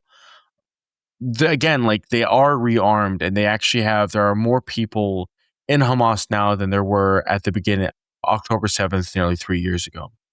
In terms of what's happening in the West Bank, it's unfortunate to say, but the resistance in the West Bank, its back has been broken. Its back was basically broken in 2004 with the end of the Second Intifada. But it's even worse because there's a direct Israeli presence and a Jewish presence in the West Bank. They are able to establish themselves. They're able to establish all these checkpoints and cameras and intelligence nodes, and they just seep their way into the cracks where the resistance led. And there is a possibility of there being a third Intifada, especially if the settlements should get it's just slowly creeping up, and if the settlements just keep getting worse, and eventually I think there will be more and more protests, and the Palestinians will have had enough. A third Intifada seems to be just, everyone talks third Intifada, third Intifada, third Intifada. Well, it's been 3 years since October. It's been nearly 3 years since October 7th, and we haven't really seen anything. So it remains to be seen. A lot of it is probably because, again, the Israelis have they monitor everything in the West Bank, man. They know everything. People are afraid of saying anything that might be even perceived as possibly negative against Israel in their Instagram or WhatsApp or Telegram chats, because the Israelis see everything. It's really terrifying how dystopian it is. But God willing, we'll see in the future. Here's the thing: the Iranians have made it very clear that no ceasefire will be signed until not only the Israelis leave Lebanon, they've actually made it clear we will not sign a ceasefire until the Israelis completely leave Gaza. And here's the thing, it might be possible, especially by the end of this year, with how things turns out, that if, and I think there's really, and I say this if as like, a 90% possibility, if, the American sort of attack that we're talking about on Iran post, July 4th fails. Frankly speaking, it's almost basically guaranteed when it fails, the Americans and the Israelis might be forced to just call it quits. Because, at some point, what are we even doing here, right? This ceasefire has been going on for like 2 months, and there's no, there's been no progress on anything. We have this tit for tat stuff where the Americans attack and the Iranians respond with greater force to be like, hey, don't do that. This is what we do. This is what happens when you do. But yeah, and we'll see. We'll see how I think the end of the year will start shaping things up very clearly. Yeah, again, the amount of Hamas fighters, their refusal to disarm, they haven't handed over any weapons to anybody. And now there's really not a whole lot of dispute on this hostage situation. I could see total war reigniting and it actually looking a whole lot more intense than the Gaza war before, where the Israelis, look, they're still going to be terrified and weak fighters, but they were, they're very concerned about these hostages and these other things. It'll be a bit of a different battle if things really reignite. And of course, the situation in Iran is obviously, again, it could reemerge at any moment, but our prediction as of now is, generally speaking, that it will reignite most likely August, September, maybe late July, as far as the end of the American 250th anniversary celebrations. But of course, the Strait of Hormuz, the strategic reserve specifically of Singapore, of Japan, of specifically Europe in particular, Europe has it the worst, are at critical lows. The United States and Japan are starting to stabilize a little bit, but still very much in the red zone. So maybe some people told Trump that July, August is the longest he can wait before reopening the Strait of Hormuz, and that's why he's made his decision to either, again, blow up Iran as much as he can, and then if that doesn't convince them to open on his terms, well, we're going to reopen it on the Iranians' terms because the world economy won't handle otherwise. Trump seems to have, maybe he's just forfeited the midterms. Again, I don't know why he claims to not care about the midterms, yet that's why he stopped doing mass deportations, was to appeal to the American public supposedly before the midterms. So really just Jews get whatever they want. Jews are against mass deportations because it slows down their great replacement plan in America, but they're in favor, of course, but Trump does give them war with Iran, despite being unpopular in the midterms because, of course, it's in Jewish interests. So Jews get whatever they want on both sides, and the Goyim who put Trump in power as usual get nothing. So prepare for oil energy shocks very soon. I'm embracing the cheap gas, which is good. I've been driving out to the monastery more recently, staying in prayer like everybody should. The cheap gas makes it a little bit easier, but I don't see it lasting forever. But with all of that, we do need to talk about the situation in Russia and Ukraine. Of course, the Black Sea, the extension of the Mediterranean Sea, where I believe, the two conflicts will merge. Turkey will be the vehicle with which the wars in the Middle East and the wars in Russia merge. Putin at the St. Petersburg Economic Forum this week, he was openly talking about how America has had to focus on Iran, has thus been unable to counter Russia as much in Ukraine. Of course, during that conference, Ukraine struck the ports of St. Petersburg. Putin downplayed the damage. Apparently, it wasn't too damaging to the actual production or facilities there at the port, but there was some smoke and there was some fire. So the Ukrainian strike on Russian energy is very much continuing. They've struck major sites on the Azov Sea as well. Some people, again, have reported up to 10% of Russian crude oil productions and exports have been slowed down because of these recent Ukrainian strikes, which are obviously, all of the details and information are being directly conducted and directed by CIA and NATO. So that's what's going on. Of course, we discussed the supposed Russian drone strike that hit that Romanian apartment building last week.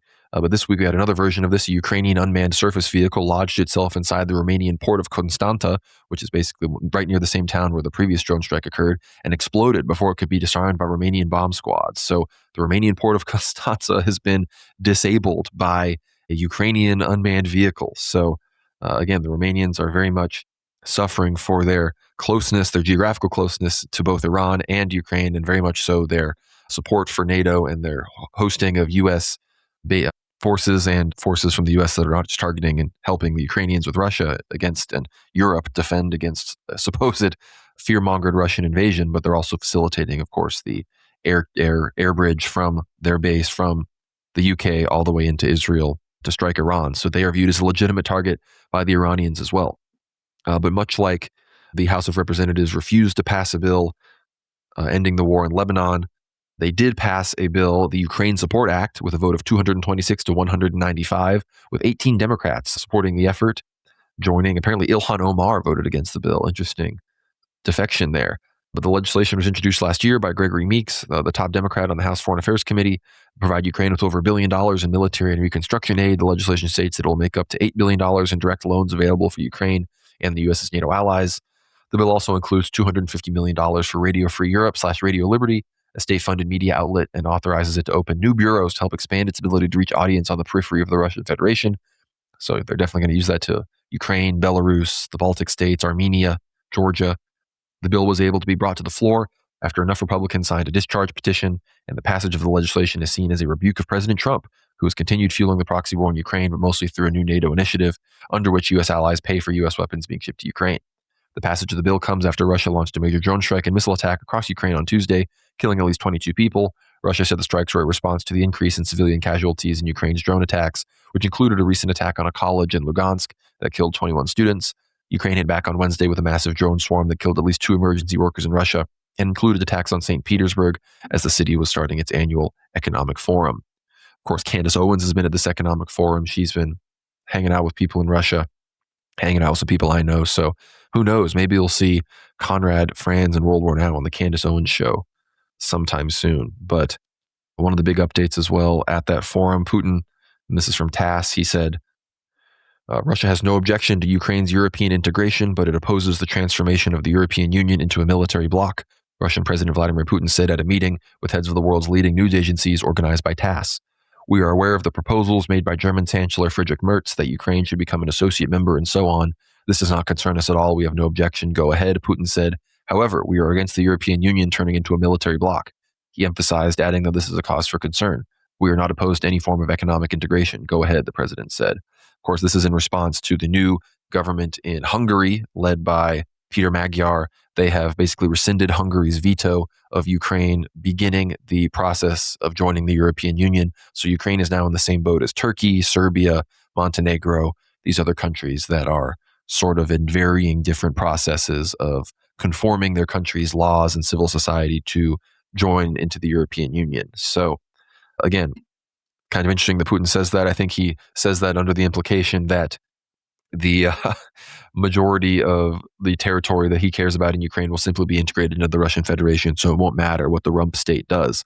And one of the more interesting sessions at the St. Petersburg Economic Forum, it was a strategic session titled Main Threats to Russia in the Second Quarter of the 20th Century. The main speakers were the head of the Tsargrad Institute, Konstantin Malafeyev, and the director of the Tsargrad Institute, Alexander Dugin. Malafeyev presented a report on threats and future scenarios for Russia.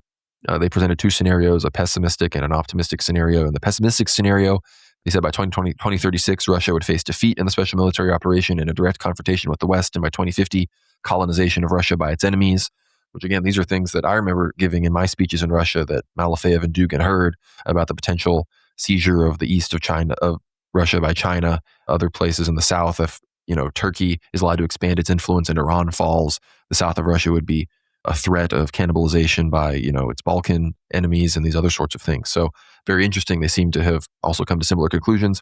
And then says in the optimistic scenario, Russia would achieve victory in the SMO, return Kiev, Odessa, Kharkov, and other cities of Little Russia and New Russia to the bosom of the Russian world, forming its own macro region on the Eurasian continent, and then the collapse of the European Union. In the average inertial scenario, it is assumed a gradual degradation of the role of the Russian state in world politics and economics. In 2050, we face American-Chinese hegemony. If we win the war, then in any case, it will be a different world in which the role of China may be greater than the role of America. We will be a secondary country, noted the head of Tsargrad. And again, this is somewhat, against the immediate current doctrinaire positions of the Russian Federation government. So it's very interesting that he's saying this. Again, I believe he's probably saying this because he's read the prophecies that talk about if Russia doesn't embrace its Orthodox heritage and the monarchy, it will ultimately be colonized by China. It says avoiding negative and inertial developments of events is possible only through a number of measures: formation of a national ideology, de-Westernization, autocracy, state planning, leadership in military technologies, maintaining the authority of the armed forces, acquiring digital sovereignty, supporting the cult of family, resettlement of agglomerations, a multi-contour monetary system, and adoption of a new constitution. It says, without defensive consciousness, there will be no victory in war. Accordingly, undermining it is the path to defeat, or whatever it was called, and its strengthening is the path to victory, emphasized Malafeyev.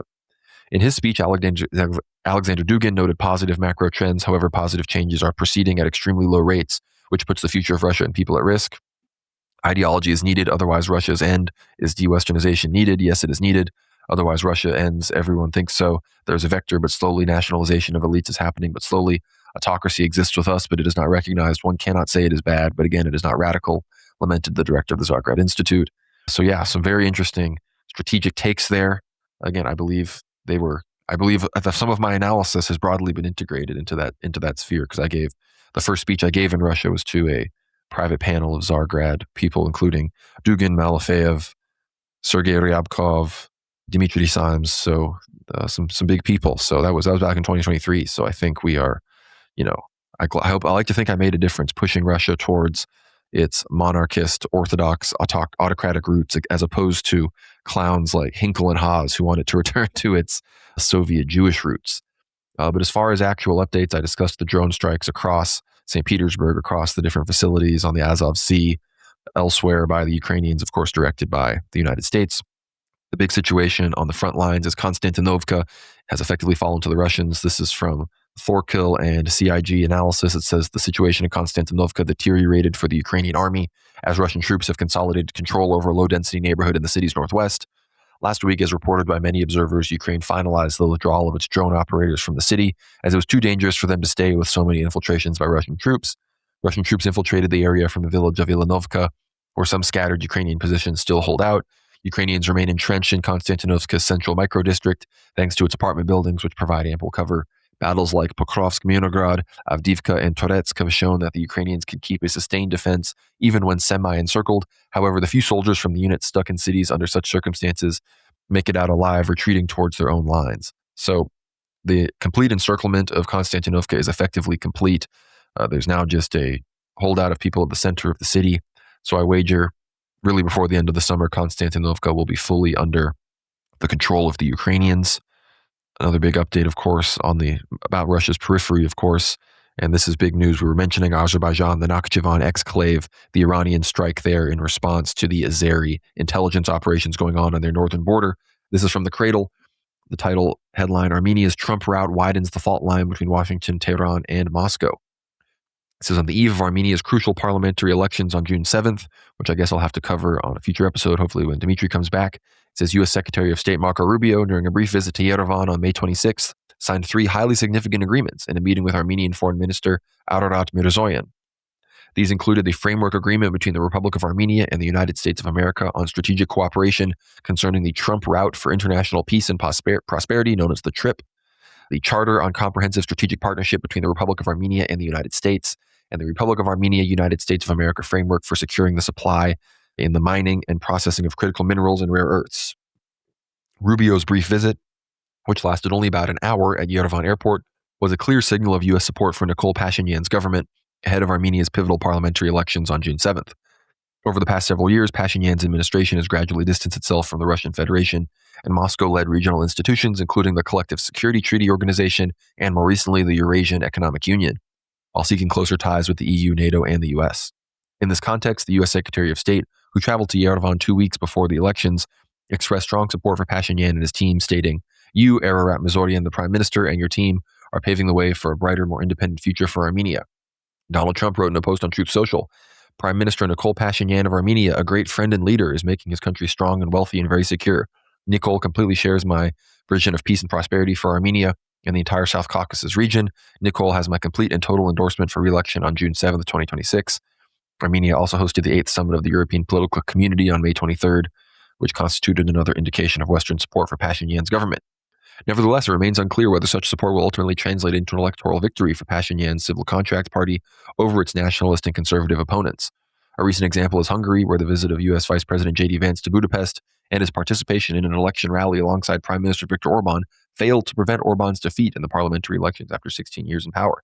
Everyone needs to be sure to listen to the Ether Hour this week with Andrei Afanasyev. He goes into detail about the color revolution that put Nikol Pashinyan in power in Armenia, his corruption, and what he is doing. This goes on. The three agreements signed under Rubio's visit to Yerevan, particularly the trip agreement, should be viewed as a continuation and complement to the peace agreement signed by Azerbaijani President Ilham Aliyev and Pashinyan at the White House on August 8, 2025, under the mediation of Trump. Under that agreement, direct connectivity between Azerbaijan and its Nakhchivan Autonomous Republic through Armenian territory was endorsed not under Baku's preferred designation of the Zangezur Corridor, nor under Yerevan's preferred concept of the Crossroads of Peace, but rather under a new title, the Trump Route for International Peace and Prosperity, or simply the Trump Route. The TRIP agreement, consisting of 11 articles, set out the legal and operational framework governing this transit route. Pursuant to Articles 1 through 4, a joint venture known as the TRIP Development Company is to be established. Under the agreement, 74% of the shares and controlling interest in the company will be held by U.S. entities operating under the United States International Developing Finance Corporation, while Armenia will retain a 26% ownership stake. Furthermore, under Article 6, Armenia commits to granting the joint venture exclusive land use and development rights alongside the designated TRIP implementation. The agreement also provides for a possible extension of an additional 50 years by mutual consent from the original 49 years that it's being given, in which case Armenia's ownership would increase to 49%. Armenia has further undertaken to bear all financial costs associated with land acquisition and removal of any encumbrances or third-party claims affecting the project areas. So yeah, this goes into what I was talking about with, again, Armenia has drifted out of the Russian sphere of influence. Turkey and Azerbaijan are fundamentally untrustworthy allies. And it seems that now Trump, Armenia, Azerbaijan, Turkey are all in a sort of agreement on this corridor that will connect everything down there. This is just Russia getting surrounded from its southern flank here. And it makes sense why when Russia goes to war against Turkey, they will sort of be shaken awake and realize with the closure of the Bosphorus and Dardanelles Straits, which the Turks will inevitably do eventually once they turn against the Russians, and NATO and the US pressure them to do a full energy blockade, stop their ghost fleet from leaving, sending energy around the world, close the Bosphorus and Dardanelles Straits. Russians will realize this. They'll descend on their navy to the Black Sea. They'll descend with their land army down into the Caucasus, down into Azerbaijan, into Armenia, into Turkey, into Syria. And ultimately, as St. Philomenos prophesied, he will make it all the way to Mount Tabor, to the gates of Jerusalem. And then that's where they will be stopped. And, Constantinople will fundamentally be given back to the Greeks. St. John Baptist will emerge. And we all know, what comes next if you're a true World War Now, Ether Hour patriot. But I would love your thoughts on the situation in Russia. Isaac, if you have any thoughts on the developments there, whether it be the St. Petersburg Economic Forum, the advancements in Constantinople. I'd also, of course, love your thoughts on the Caucasus, on the trip corridor, Nikol Pashinyan, who I really, really hope loses this election. The Armenian people have suffered enough. He literally said Nagorno-Karabakh was never Armenian, but unfortunately, the diaspora Armenians, I don't know how much of a vote they have. I need to look into it more for a future episode, but they will undoubtedly probably be supporting him. So I'd love your thoughts on Russia, Ukraine, Armenia, Caucasus. That's a lot you put on there, so I'm just going to do the best I can. In terms of the Armenians, I do pray that they vote out Nikol Pashinyan. This man has been a complete and total disaster for Armenia. He's not making Armenia great again. And the worst part is the Armenian diaspora that seems to support him, and it's because they've been put into this larger spell of like MAGA Zionist, Jude politics. The greatest example of which being Red Eagle Media, like this man that's okay with Trump helping Azerbaijan rape Armenia, like literally engage in all this because it's going to make America great. And well, what about your people? It's directly affecting your people. Oh, well, I'm a MAGA patriot. And there's no other real thought process in regards to it. And it's just frankly a really sad thing. I just hope that the diaspora doesn't have much of an influence. And I hope that the Armenian people are able to vote out this very disgusting man. Like, this is just not a person that, I don't know if you've seen the videos of him, and there's something very ferret-like about him, and just very rat-like about him, and how he just engages, how he presents himself and how he engages with people. It's just it's time this man went away. It's time he went away. In terms of the Russian Economic Forum, I saw bits and pieces of that. It was very interesting. Listen, Candace Owens, when a Black queen speaks, I don't know about you, but I sit down and I listen. Amen. Amen. Amen. When a black zigger queen speaks. Yeah. And, listen, she's a zigger. We're all ziggers, but that's our word. You piggers can say zigga, right? And the holes cannot say it. Can't say it at all. Very, very, very hurtful towards us. But it was really interesting to see her there. She basically went to Moscow and she realized it's actually a really nice and cool city. A lot of people fetched and cried about it, a lot of, in a manner that I think was frankly just undue and untoward. The and I also think that ultimately, the Russians need to just fully commit to this if they want to see success, and that the future of Russia is to be is to be secured. And I think we're sort of seeing that with Konstantinovka. Excuse me, I probably said that wrong. Forgive me. Being taken. Like, I think people forget just how much of a grinding slog this has been, primarily because these cities were built by the Soviets post World War II to basically be almost untakeable. And consider the fact that also, the NATO support that they got, since 2014, the NATO support they're getting now, it's just a really hard and long slog.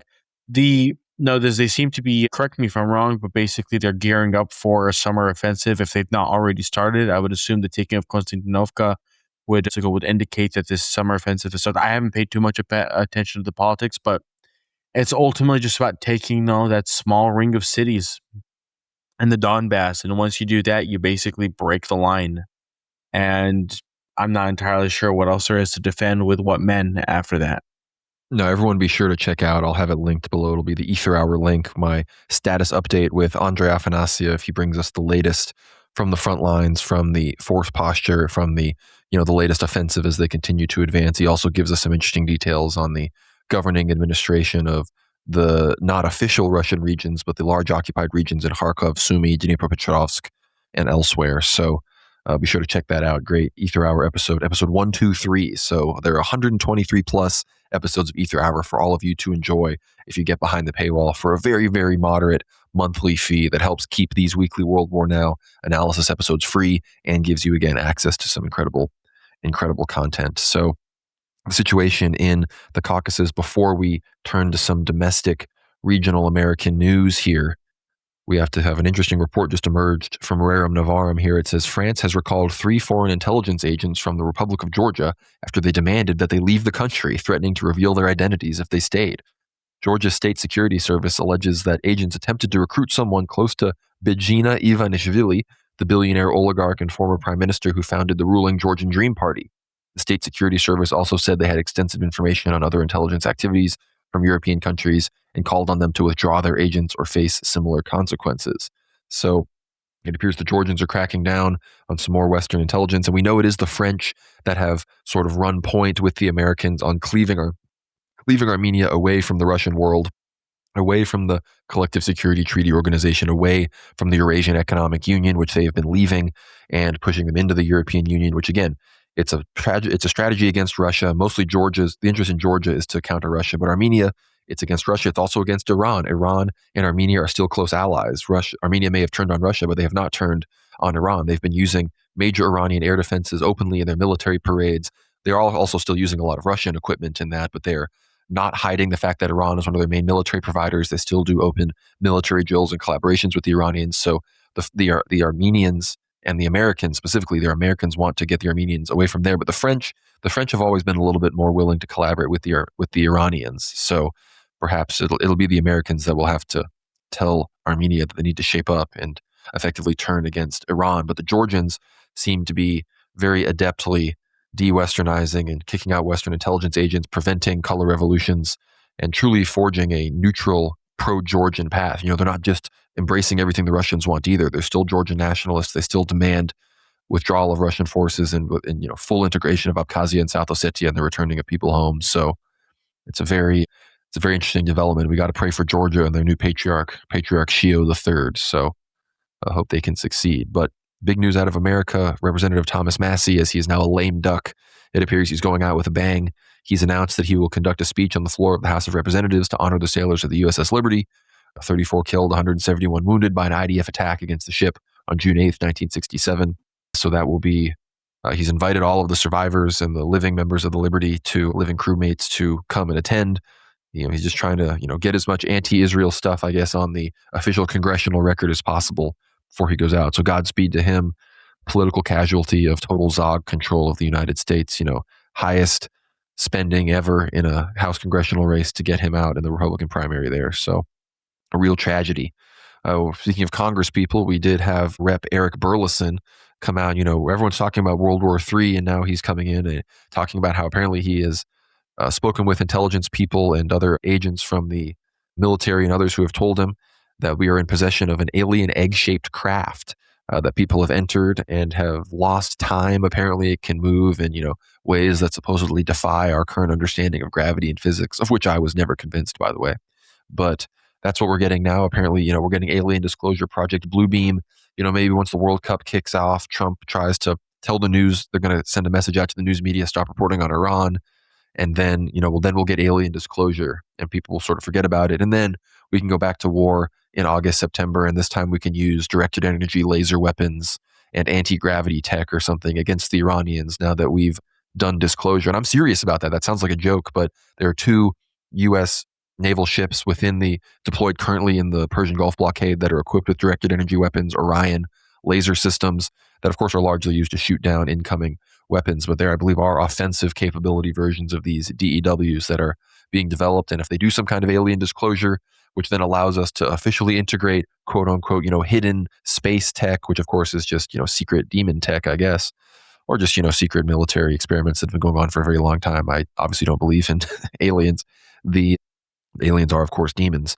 But we saw the Catholic Church in D.C. removed their chief exorcist for saying that demons will come disguising themselves as extraterrestrials, which is basic, I think Christian wisdom at this point. But I guess the Catholic Church wants to participate in the religion of the future in this new age alien nonsense. But it'll be a big distraction. It'll allow the U.S. military to deploy new secret technologies. And of course, it will push us much more closer to a one world government and the return of the Antichrist, which of course the Jews are pushing for. But one more piece of interesting thought here. I'd love maybe your thoughts on this, Isaac, in particular. Albanian Prime Minister Edi Rama, he met with local residents in Zvernek, and he said that the Trump-Kushner resort project will move forward despite ongoing protests. And he said that not 500, because apparently 500 people or a few thousand people came out to protest the Ivanka Trump-Jared Kushner purchase of Albania's largest island, and they'll be turning it into a compound resort, I guess, for them. He says, but even if 500,000 people come out, it will not be enough. 800,000 are on my side, Rama said, referring to the votes he got last election. So I don't know if you heard about that, Isaac, but Ivanka Trump, Jared Kushner. I did hear about that, and it is the most frustrating. It's one of the most frustrating things I'd ever seen of just international Jewish capitalism just eating up at everything and taking away at everything. And you can sort of see with what was especially going on in Patagonia and Argentina, and now with this and with all those Jews buying up, properties in Cyprus and Greece, like there's this uneasy feeling that these quote unquote people have about the state of Israel, and so they're going to engage in another mass diaspora. The problem is that they're doing so very much like they always do with every diaspora, and every time they move, they do so very much, at the disadvantage of the locals, whether it'll be the Cypriot Greeks or the mainland Greeks or the Albanians or the Argentinians. These people are going to suffer. And I wish the Albanians best. I wish them the best of luck, and I hope they basically get the project canceled just through sheer force of numbers. And I hope they do whatever is necessary to basically convince these people it's not worth it, and to give the land back. The fact that the Albanian prime minister would accept this is just disgusting. I mean, it's this again. This is just modern Jewish capitalism, and it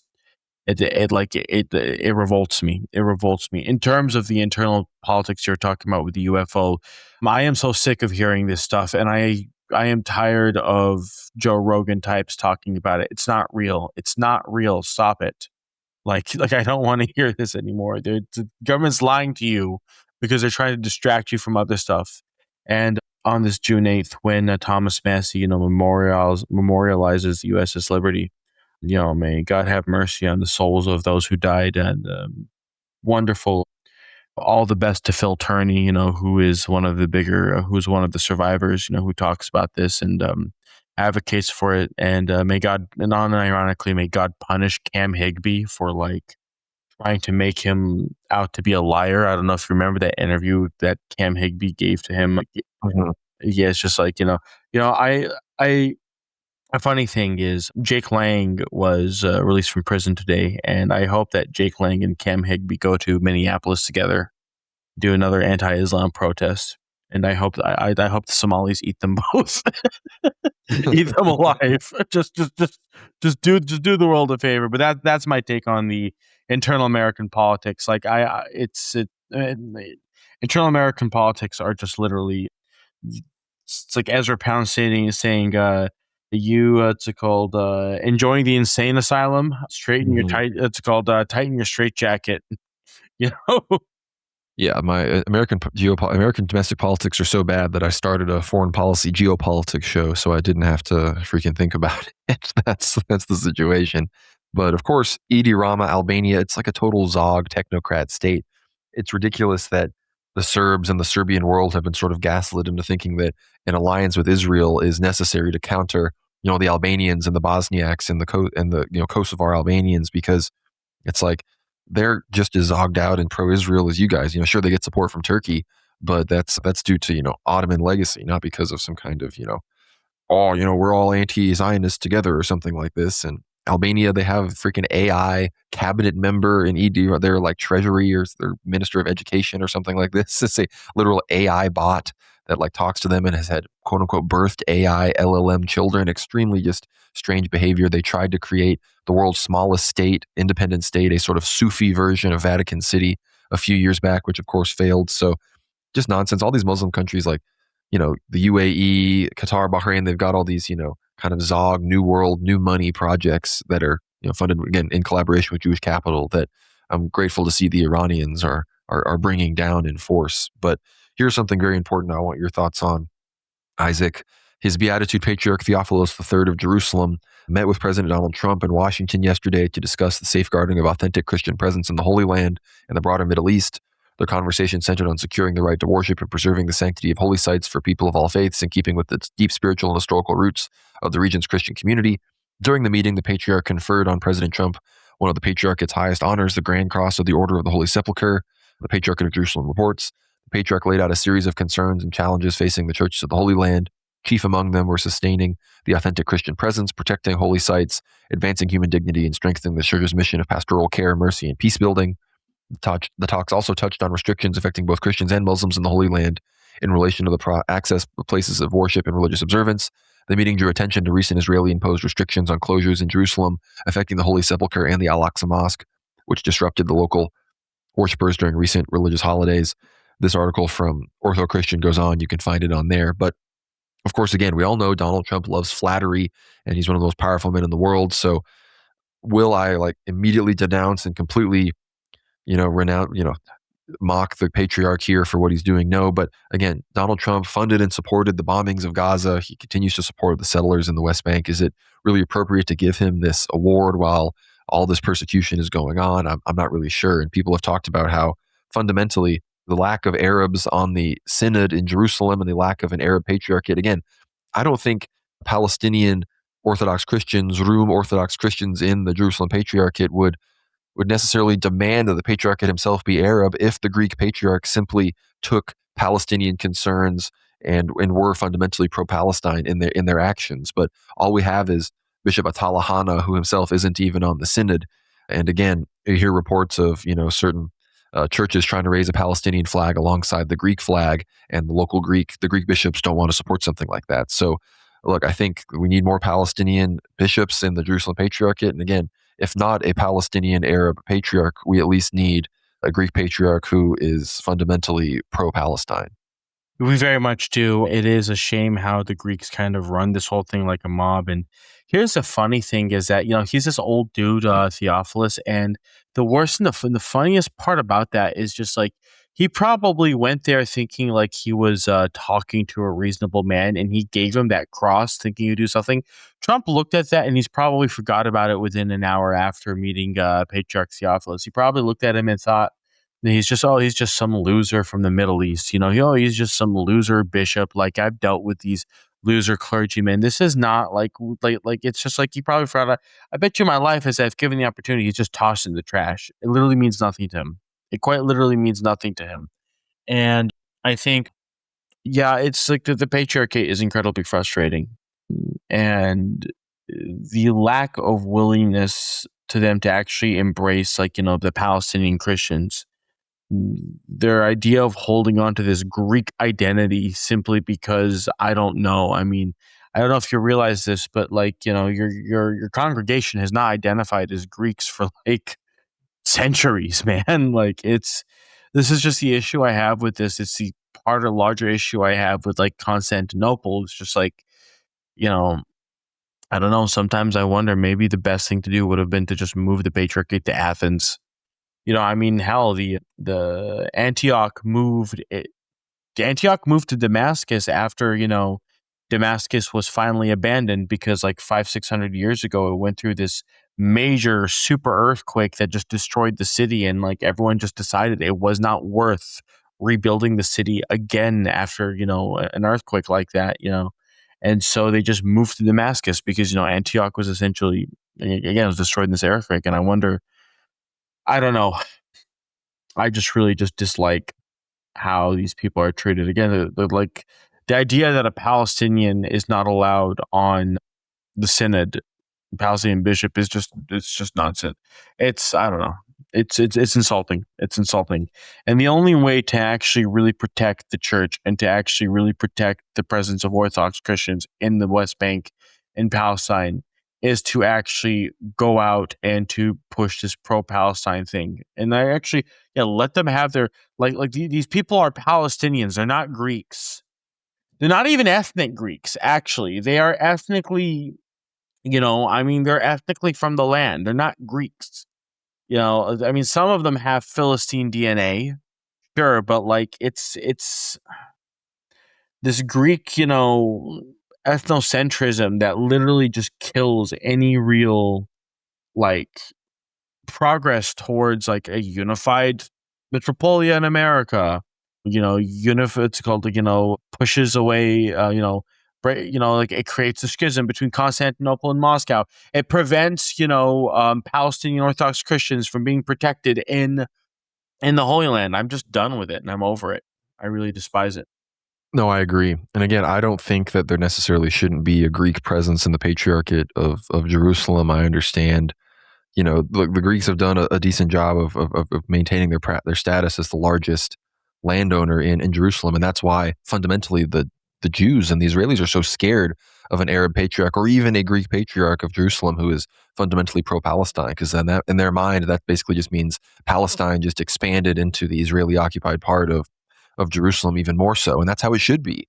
That's what I very much think. And look, the Patriarchate of Antioch, be sure to listen to Dmitry and I's Ether Hour on the book Tsarist Russia and Greater Syria, Protecting Orthodox Interests Abroad, talking all about the Russian Tsarist Palestinian Society under Tsar Nicholas II and how they helped the Antiochian Church achieve an Arab patriarchate and how that helped fundamentally the growth of Orthodoxy against a huge tide of Protestant, Catholic, and of course Muslim just kind of takeover due to being more well-funded and controlled by the neighbors in the region. So fundamentally, that's Romanity right there. That's the Third Rome. And I think fundamentally when St. John Vatatzis returns and the Russians and the Turks go to war, there will be a return to this. It won't be Greek Hellenic supremacy, and there also won't be, this whole Arab thing necessarily. I think Christians and including the millions of Turks who recognize their Christian heritage as well, everyone will sort of reemerge as Romans.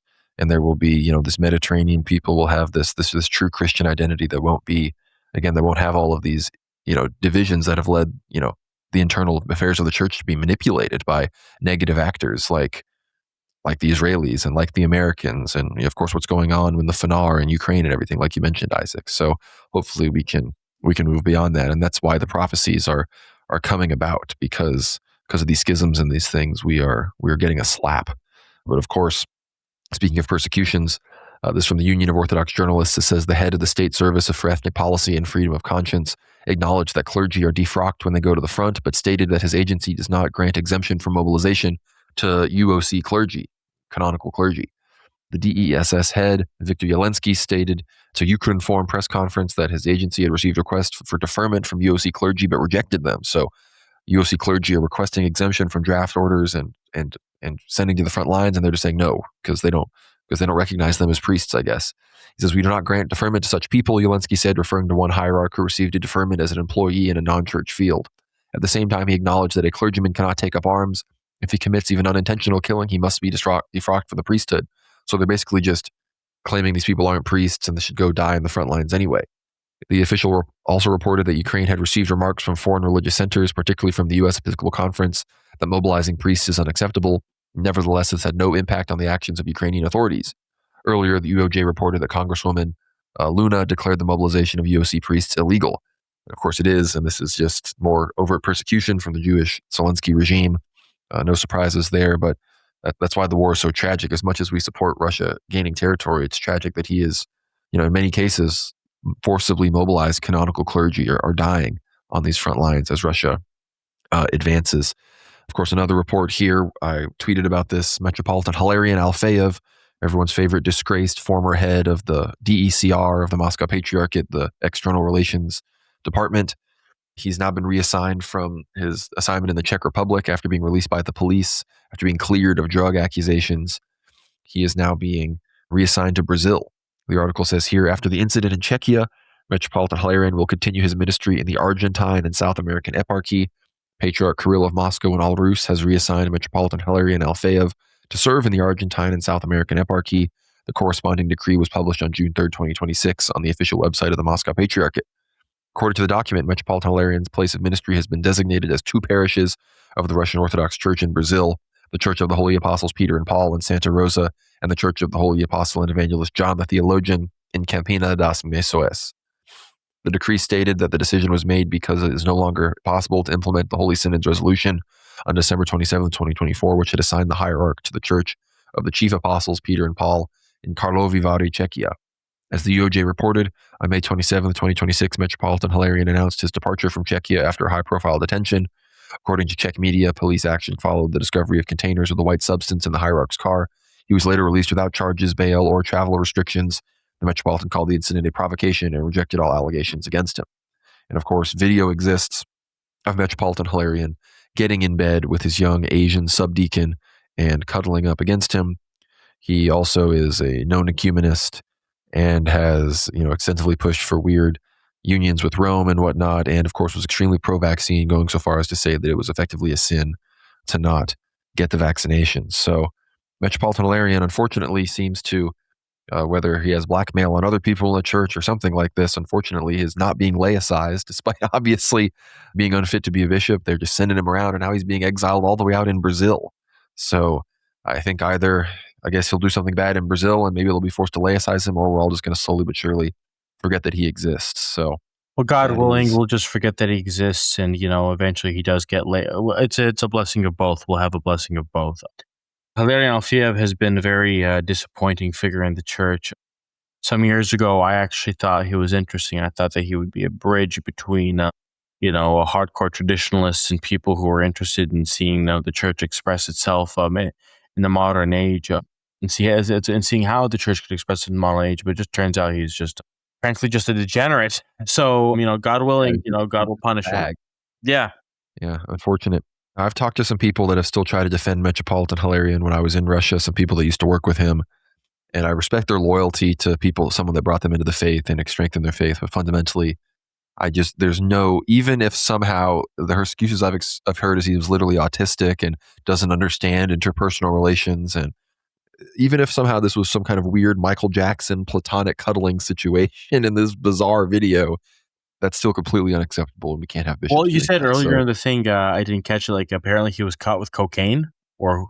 I mean, they literally let him go without even having him post bail, so it sounds like that was just sort of a local check. And I think they looked into him, found all these gay accusations, and were like, let's detain him and start a scandal, because of course the Czech Republic government is extremely anti-Russia and hates Russia. So that was why he was effectively living in Hungary for the most part and only occasionally traveling to the Czech Republic to engage in these activities. But final piece of church news here before we start to land the plane, and this is tragic. The pictures are really hitting close to home for me because I stayed at the residence in Paphos where Metropolitan Tychikos is being removed, and this is from the Union of Orthodox Journalists headline, Archbishop of Cyprus warns Metropolitan Tychikos, vacate or face police. The former Metropolitan of Paphos, Tychikos, received a reply from Archbishop Georgios to his letter in which the primate reportedly threatened to call the police if the hierarch failed to leave by the deadline. Former Metropolitan Tychikos of Paphos claims that Archbishop Georgios of Cyprus threatened to call the police to evict him from the metropolitan territory if he does not leave on his own. This is stated in a press release from the Hierarch's Legal Representation Bureau, distributed on June 5th, 2026, reports the UOJ in Greece. According to the statement in a recent personal letter to the primate, delivered through an employee of the Paphos metropolis, Bishop Tychikos outlined the circumstances of the financial issues he faced in the diocese, as well as what he considers the true reason for his removal from the seat. The Archbishop's response, according to the Hierarch's account, was conveyed to him orally through the same employee. Has he still not left? If by June 4th he has not packed his belongings and vacated the premises of the Paphos metropolis where he is living, I will call the police. That is, to have him removed. He will receive the benefit check when he leaves. The statement emphasizes that there are no other witnesses to these words, and the metropolis employee is unlikely dare to confirm them, fearing to lose his job. In connection with the phrase attributed to the Archbishop about calling the police, Metropolitan Tychikos raises questions to the state and justice system of Cyprus. Does the principle of church independence from the state extend only in one direction? When the church demands inviolability of its actions, but at the same time calls upon secular authorities to use force to execute its own decisions. According to the authors of the statement, this raises the problem of equality before the law in a legal state. The former Paphos hierarch, as indicated, chose not to abandon the metropolis, but quietly left his cell in the metropolis garden on the morning of June 4th around 7 o'clock, saying goodbye to the sexton and leaving the keys on the door. Reports of his departure the night before, as well as publications about residing in some maisonette, are called false in the statement. Metropolitan Tychikos himself, according to his representatives, remains in Paphos with an acquainted family and intends to stay there until the decisions of Cypriot courts come into legal force, and if necessary, also of the European Court of Human Rights. The departure took place several days before the enthronement of the new Metropolitan Gregory Ioannidis. The celebrations are scheduled for June 10th to 11th, 2026. Earlier, the UOJ reported that Metropolitan Tychikos was evicted from the building of the Paphos metropolis. So I've stayed at the Paphos metropolis. Pictures of Metropolitan Tychikos in one of the rooms where Father Peter and all of us stayed. It's very tragic to see. It was a very nice metropolis, very nice. There's a church there and several bedrooms where guests can stay, in a very nice office where we spoke with the Metropolitan for a pretty extended period of time. We then drove from that location. There's a garage there to a service where we did liturgy, and this is just very terrible to see. Metropolitan Tychikos was one of the greatest bishops in the church, in my opinion, he's rising to the level of Metropolitan Neophytos, his fellow Cypriot. But unfortunately, all of the persecution endorsed by the ecumenical patriarch seems to have succeeded, so much so to the point where I think Archbishop Georgios seems encouraged and vindicated in his persecution and will turn his ire towards the final true holdout who, again, many traditional bishops on Cyprus, Archbishop Athanasios of Limassol, Nikiforos of Kikos, Isaiah of Tamassos, these are all great bishops who are against the Ukrainian schism and all these sorts of things, but they fundamentally sort of gave up the fight, concelebrated with the Archbishop, have stopped sort of fighting him on these issues. Only Metropolitan Neophytos has held completely firm, refused to concelebrate with the Archbishop due to his concelebration with the Ukrainian schismatics. And I think now the Archbishop has signaled already he will now be turning his ire towards our good favorite Bishop Neophytos. And so we have to pray for him. And unfortunately, that will be, I think the next trial that he faces. But he is so beloved by the people, I can't imagine that Georgios will be able to succeed in taking him out. And I know certain people believe that through fortuitous events and prophetic events, somehow our good Bishop Metropolitan Neophytos will somehow find himself as the Archbishop of Cyprus himself. So by God's grace, may all of that occur. But pray for Metropolitan Tychikos. Pray that, again, through the grace of God as well, he can be restored as the rightful Metropolitan of Paphos, of which he truly is. So with all of that, thank you so much for joining me, Isaac. This has been a fantastic show. Do you have any final thoughts, any final news items you want to hit us with? I have not breaking news, but an update here from Rerum Novarum. It says Flight Radar 24 has released its updated Gulf Airline Recovery Index. So far, the only airline to recover to at least its pre-war activity is Gulf Air, the flag carrier of Bahrain, and Kuwait Airways, who briefly peaked. So again, most normalcy is still not returned to the Persian Gulf. And again, even if it does, we believe that will be short-lived, as the end of summer will see the reignition of conflicts. But any final thoughts you have for our audience? Again, thank you so much for joining us. Well, thank you again for having me. Final thoughts. God have mercy on the persecuted bishops of Cyprus, specifically Metropolitan Neophytos. And may God protect them, and may God, celebrate and illuminate them in their suffering. And may they be shown as righteous in the end. And it's going to be, I'll tell you what, folks, it's going to be a really interesting, I think we all know this proverb that Chinese say, may you live in interesting times. And I think the next 6 months are going to be really interesting. With that being said, of course, we all want to, subscribe and pay that $8 a month to World War Now. You're helping them, fight the good fight. Being the epic patriots we are. I'm a World War Now patriot. I'm paying my $8 a month. Why aren't you? Of course, Hey, $7 a month. $7 a month. $7 a month. I thought it was 8, but hey, if I'm giving 8, that extra dollar means I'm extra patriotic. True patriot. Of course, thank you again for having me. I hope my input was, fruitful and profitable for everyone here. And I guess again, like if you want to follow me at the Unending Catastrophe.substack.com. My Twitter is at Meth Advocate. You can find me as a base meth enjoyer. Follow the boys at Antelope Hill. Buy their products. We love it. Was the code WWN for 10% off. And that's all I have to say. Thank you very much. Thank you so much, Isaac. Like you mentioned, all of those things, his Twitter and his Substack, The Unending Catastrophe, will be linked down below. Everybody be sure to give this episode a like, in particular on Substack. Share it with your friends. Yes, if you're already behind the paywall, please share with your friends. Feel free to gift a subscription. Subscription gifts, Father's Day coming up. If your dad is into geopolitics, maybe gift him a World War Now subscription for a year or so. See if he likes it. It's really good stuff, really good value. Like you said, 123 plus episodes. And of course, these World War Now weekly analyses are absolutely free. And that is only possible because of viewers and subscribers like you. So do all that at worldwarnow.co. Leave a comment if you want to know what you think of this episode. It's been jam-packed. Great to have Isaac here with us. Be sure to follow me on X as well at GnomeRad. Be sure to follow the World War Now X account at WorldWarNow_. Follow us on Telegram at World War Now Telly. Again, subscribe to the YouTube channel to catch me live every Tuesday evening at 7:45 p.m., 8:45 p.m. Eastern Time. So 7:45 p.m. Central. Of course, we're live on Substack and X at the same time, so you can view on whatever platform you think is the best. You can find us on Apple Podcasts and Spotify as well. Really, wherever podcasts are found, World War Now can also be found. You can, of course, donate to our Buy Me a Coffee at buymeacoffee.com/World War Now. If you're already a paid subscriber or you just want to make a one-time donation because you like what we do, that's the best place to do it. And again, visit antelopehillpublishing.com and use code WWN for that 10% off. So again, thank you all so much for tuning in. I think Dmitriy should be returning, maybe not for the next Ether Hour episode, but at the very least, he will be back very, very soon. So he wishes you the best. Keep me and him in your prayers. Keep Isaac in your prayers as well. And of course, Metropolitan Neophytos, Metropolitan Tychikos, and all the persecuted Orthodox Christians and hierarchs in Ukraine, in the Levant, in the Middle East, and around the world. So thank you all so much for tuning in, and we will see you on the next one. God bless.